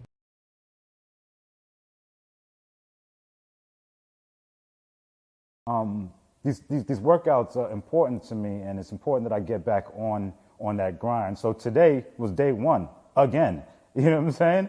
And if tomorrow's got to be day one again, then so be it. But today was day one again, and today was such a good day one, motivated by that fury. I won't even say fury, but that fire that I had in me from a little bit earlier pushed me a little bit. I worked out a little bit harder, and it felt good. And once I was done, I was like, hey, I'm about to go fix your phone. My wife was like, hey, I'm going to jump in with you. And we went to the store and dropped off the phone back to where I told you before. Akbar laughed at me like he always does. And our phone was fixed in 20 minutes like it always is. He always has the screen. He expects me to come, I guess. You know what I'm saying? So we stopped at Walmart. We had a little grocery list in the car and did our parental duties, and for us, sometimes we're just so caught up with the everyday of life that sometimes that time going to the grocery store, going to Walgreens or Walmart at 3 a.m. in the morning for an hour, that's a date for us. You know what I'm saying? When you're parents and you dedicate your entire life to just grinding and taking care of your children, sometimes you forget the reason that you even started and what you got into it in the first place for. So, sometimes even if I'm not in the mood, and my wife's like, can I come with you? And I'm like, all right. And then within a moment, I start taking myself down that list. Like, what if you didn't have a wife? What if she wasn't here? What if you didn't? And it's like, wait a minute. No, of course you come with me, darling. Whoa, what's wrong with me? You know what I'm saying? Sometimes you got to put perspective in your own head because we take things for granted sometimes. And I know I do. So I got to always remind myself the things that I love. And this world around me is a world that I built, so I can't get frustrated with it. I just got to do what I know I got to do on a constant basis and bring myself back to center. So that being said, we grabbed our stuff from Walmart. Remember, it's summertime, the girls are home, so everything on that grocery list is junk. It's like cookies and, you know what I'm saying, and Takis and whatever else, some spices. I'm like, could you choose some food items? Like, that's your job, Daddy? All right, well, so that's ice cream and what is the whipped cream, because they want to make smoothies and fruits, but it's summertime, so what am I telling them? No? I mean, and a watermelon and some peaches, and because I don't eat certain things, so I'm like, all right, I'll get you the junk, but I got to bring the balance. So I'm gonna bring the cherries and the apples and the grapes and the blackberries and the rest of the fruits, and we got tomato. They love tomatoes, and I got tomatoes growing in the backyard, so we go in the back, and so. Yeah, I'll get the junk because they're children, but I'm gonna bring the balance in, and they love that too. So, got home. My wife's like, I know you got somewhere to be at 4 p.m. Turned out to be 6 p.m. But she's like, I know you got somewhere to be at 4 p.m. So I'm gonna go ahead and put the stuff away, and you go ahead and do what you got to do, which was basically get my outfits together, get my mind right. It's always getting my mind right. Everything that you do is mental, and if I don't have my mind right, everything takes so much longer than it needs to. Everything is so much harder. Things that I execute like that, when my mind's not right, I just stare at it. Knowing that it's gonna, and it always comes out, the best ever, but I just stare at it like, man, this is difficult. Like, nigga, what's wrong? Anyway, so yeah, there's a lot of that, slapping myself like, what's wrong with you? That's, all my challenges are in here. All of my challenges are in there. Where was I? So how was my day? Getting ready to go to my 4 p.m. event, getting my outfits together. So I had to shave. I used to be a barber in one of my past lives, so when I finally fired my barber, because funny enough, he has a whole franchise of barbershops. Shout out to Urban Styles Barbershop. What up, Charlie? But funny enough, in high school, I used to cut his hair in the garage, and I don't cut hair that much anymore, but he's got a whole franchise of barbershops, so whenever I did go to a barber, I made sure I patronized him, because that's my people, and that's how I operate. It's the love. It's reciprocal. That's the word I like to use. So But anyway, I fired him one day when I decided to be free of everything. Like, why am I paying somebody to do something that I know how to do? Like, I used to cut his hair. Yeah, I support his business. However, at the same time, while I'm trying to grow and do what I need to do, I need to do what I need to do. So I went back to cut my own hair and doing my edge, and, you know, I used the Beijing and edge up and all that, and knowing that I was going to be on camera today, I had to do all that. And even though I'm the urban Rasta man, but I'm the urban Rasta man, you know what I'm saying? So I got to still keep a certain level of, you know, pristine cutting and things. You know, it's a balance. It's a balance. It's like I'm a Rasta. I might grab some fish out the sea, but I'm a city boy. You know what I'm saying? I need Wi-Fi. You know what I mean? I'm an urban Rasta man. Urban, actually, people misconstrue the term and think that it means black. Urban means city. So, you know, if I'm an urban Rasta, I was born in Queens, New York. Jamaica, Queens, no doubt. But I am Jamaican. You know what I mean? Spend time in Jamaica and in Jamaica, Queens, funny enough, growing up. But yeah, I grew up in the culture, but I grew up in New York. I grew up in the city, so I'm a city boy. I live in Florida now because it's nice and hot. I can't deal with the snow, can't deal with the cold. I lost my train of thought. You was telling us about your wife gave you, she was letting you know that she know you got somewhere to be at 4 o'clock. Yeah, so I shaved. Right after that, you shaved? Yeah, I shaved. And that's also my me time, because remember, I'm in a house full of women. So for me to get the bathroom, either to blow it up or to shave or whatever I got to do in the bathroom, you know, I almost got to schedule that time. It's like everyone's like, uh-oh, daddy need the bathroom. Uh-oh, you know what I'm saying? Like, yo, there's 2 in the house. Come on. Why everybody got to be in my bathroom? Like, but I get it. So anyway, but I needed the bathroom, so. And I don't be doing nothing either. What y'all be doing Anyway. So they cleared out in that bathroom time.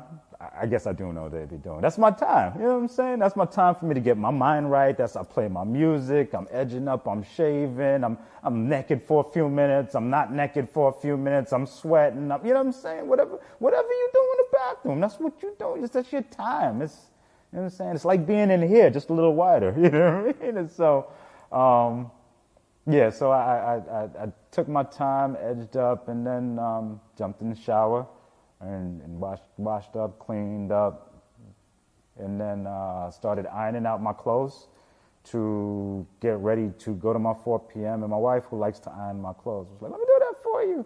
She was doing her hair, and I was like, nah, this is my time. I like to do things for myself. This is therapy. I don't have to do nothing else but iron my clothes. Man, you look so much like my nephew. It's crazy.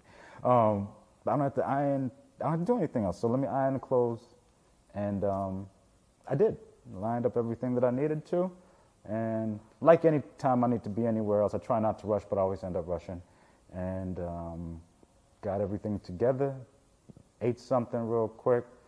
And What'd you eat? Sometimes it's hard to find what to eat because, you know, I'm limited in my options sometimes. So I had some leftover egg foo young from the Chinese restaurant from the night before, and some white rice. And it comes with this gravy that you pour on it, but for the second time in a row, somebody threw my gravy away. And there's like 3 patties in there, and I ate the first one. And because it's eggs, I eat it for breakfast, even though it's egg foo young, you know what I'm saying? But I'm hungry. So that next morning, when I went to go find my gravy, somebody threw it away. And I was like, I know we got a can of gravy up in the closet from Thanksgiving, like turkey gravy or something, some kind of gravy. And I found a can, and I poured it on there, and there's another 3rd patty left, and that was the one I ate today. And ate that and poured that in a little Tupperware container, the same little Tupperware container that whoever threw my gravy away washed out the container. So I found it and poured the gravy back into that container.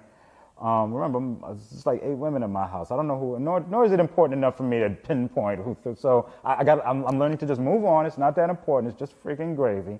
But Hey, can we talk? What is it? I wanted to apologize. For what? I've been absent. Okay. Feel like I've been in a dark place for a while. Who even am I? There are days where everything feel so fuzzy. That sounds tough. It has been tough, but I've been trying to get better. I know. Man, I'm really grateful to have your support through all of this. Y'all need support sometimes. You know it, and together we got this. This is Audible. The action. After planning, you have to start doing. I created a new website for myself. I made a new YouTube channel and made most of my old videos private. I put up only music I wanted people to hear. I cleaned up all my social sites. This way I could get a fresh start on my career again. When I hit them, they didn't see it coming, and I was like a whole new artist.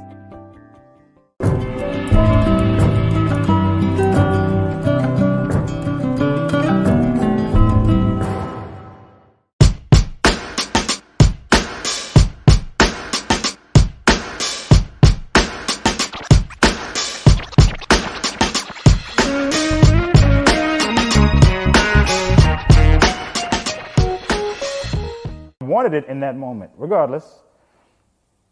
The second patty, I poured out some turkey gravy, poured it on, and poured it in the container. I go looking for the container, and that container's gone. The whole container's gone. Neither one of the refrigerators. So, you know what? I got to eat. So, guess what? I ate some dry, hot, because I overheated it also because I was busy looking for the gravy. Some hot, and couldn't even eat in the amount of time that I needed to because it's too hot now. You know how things just throw off your timing? Because this is supposed to be real quick, just eat for a minute, and then, but now I got to take like 7 minutes because it's too hot and I'm hungry. Let's bring it down. So I ate the dry egg foo young with the white rice. I'm grateful. I'm full still. You know what I mean? I'm good. And then I grabbed a bottle of water and then jumped in the truck. And it's hot out there, man. It's in the 90s out there. It's hot, and I got a couple outfits in there. I actually cranked it up and let the AC blow for a few minutes before I got in because it's blazing out there. And in an effort to continue getting my mind right, I put on some roots reggae music and just started singing along on my ride. And of course, I get interrogated on the way out. Daddy, where you going? I told you, I got somewhere to be. I told everybody multiple times. And it's, where you going? Okay, well, have fun, good luck. So, jumped in the truck with the intention of being clear-headed and coming here. But like I said, I've been trying to stay centered all day, so got my music playing, had to hit me like a thing, you know what I'm saying? And then I was good. And a lot of times, my everyday is just a constant reminder that, hey, Dwight, you're good. You're good. You're good. You know what I'm saying? And I find myself toward the end of the day recapping a conversation I had with my daughter first thing in the morning when I woke up, when she came in all stressed out and my phone, Daddy, and I was like, hey, let's go down the checklist. Did anybody die? Is anybody hurt? Is anything happen that can't be repaired, corrected? Did any of that occur? No? Did you lose anything? My phone. No. Did you lose anything that you can't have back before the day is over? It's stuff. Did you even cut yourself to where there's going to be a permanent scar? None of that occurred. This is stuff. They're things. It's temporary. All of it. You ain't even going to have this phone next year. You know what I'm saying? You're 10. For myself, for my own sanity, you're 10. We're going to have more serious conversations as this down the line. Why am I letting you get me worked up? So I brought myself back to that conversation that I started and the energy that I had to give out during the day, because throughout the entire day, I found that the reason I was frustrated is because I was wearing everybody else's energy. And by the end of the day, what I needed was what I gave away first thing in the morning, that reassurance that you're good. So it did come full circle, and it might even be this exact moment right now where it came full circle. But how was my day? Like I said when I started, I'm good. I'm Dwight, I'm the Urban Rock.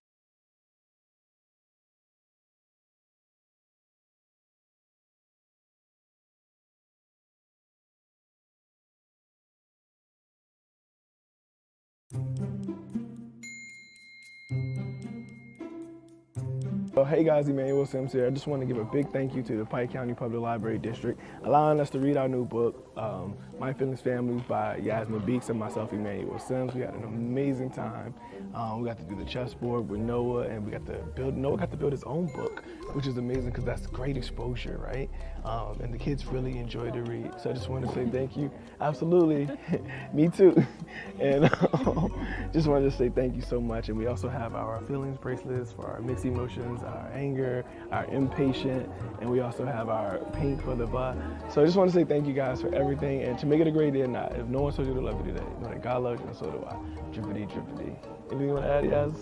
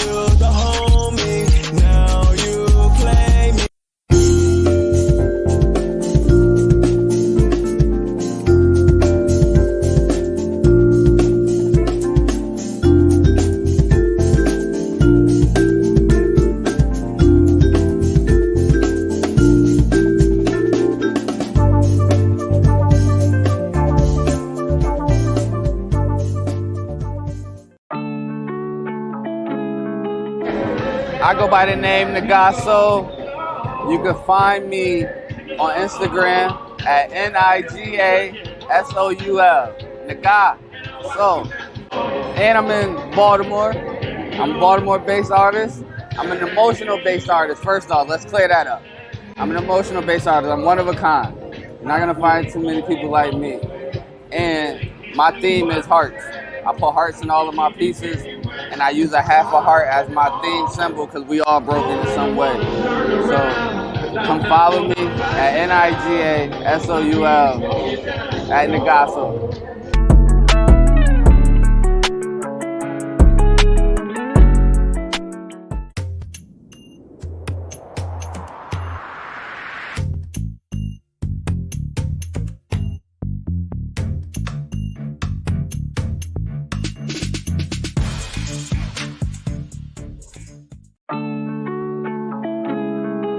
What's up, y'all? Emmanuel Sims here with Danny from Illicit Rag Vintage, and we're here at Anne Fram today, and we want to just talk about what she got going on. She has a lot of different products. Some of them look handmade. Some of them look like they've been around for years. Can you tell us a little bit about what's going on? Yeah, so pretty much I carry a wide array of vintage items that I've collected from all over the world. In my travels, I've been shopping and collecting for about 20 years. At this point, a little over, like 22 years since I was about 15 or 16, and I present my collection to the world. So Where are some of the places that you've been that you've collected some of your collection from? From all over. I started traveling when I was fairly young, and vintage items have always appealed to me. Well, since I started thrifting as a teenager, the vintage items always stood out because of their, distinct creativity, and of course you could tell a lot of the pieces were handmade, so everything was always, it had an individual look that was just out of this world. So I've just always been attracted to that, and then I've transitioned into being a stylist. Okay. So that's just pretty much where I always felt good in, my styling, because it gave each individual project that I worked on a different look. Everything was super unique, and that's very important to me. So it sounded like you got into my next question, which is my trick question, what is your why? But it sounds like your passion is really giving people an opportunity to look like they want to look. Exactly. Yes, to develop a sense of individuality. I feel like that a lot of people fail to realize that style is very, very personal. It suits each individual. So therefore, I just give people a platform and present different items to them so that they can actually get in touch with that personal style. Okay. A style that is their own. My apologies. So I appreciate you sharing that. Last thing, if you can give yourself some advice when you were younger, what advice would you give younger self? Keep going. Don't let anybody's story distract you, because a lot of times a lot of people tend to push their experiences on you, and if your drive is different, your results are going to be different. So don't listen to anybody else's story. Make your own. Man, I'm not about to preach today, but don't let nobody else's story distract you. That's deep on so many levels, because we get relationships, we get friends, we get family, we get cousins, everybody who has their own perspective or experience in life that can drag us from actually getting to that next part. And I just appreciate you sharing that. I'm sure my community would appreciate it. Tell us where we can find you, how they can reach you. You guys can locate me on all social media platforms and Google at Illicit Rag Vintage. That's ILLICIT Rag, RAG Vintage. And that is on all social media platforms. And you also can Google me, like I said, as well. So hopefully I'll be touching bases with you guys, or you'll, tune into my channels and stuff, and we can connect in some way. But to everybody, keep pushing, and you can be living the life of your dreams, to be honest. That's right, y'all. Y'all heard it here from Danny, and I'm so blessed because that message was for me too. And I'm just like, when I follow the universe and I'm obedient, I get rewarded. So Danny, thank you so much. Peace and blessings, and much success. Make sure y'all check out Illicit Rag Vintage here and Fram, and y'all have a successful day.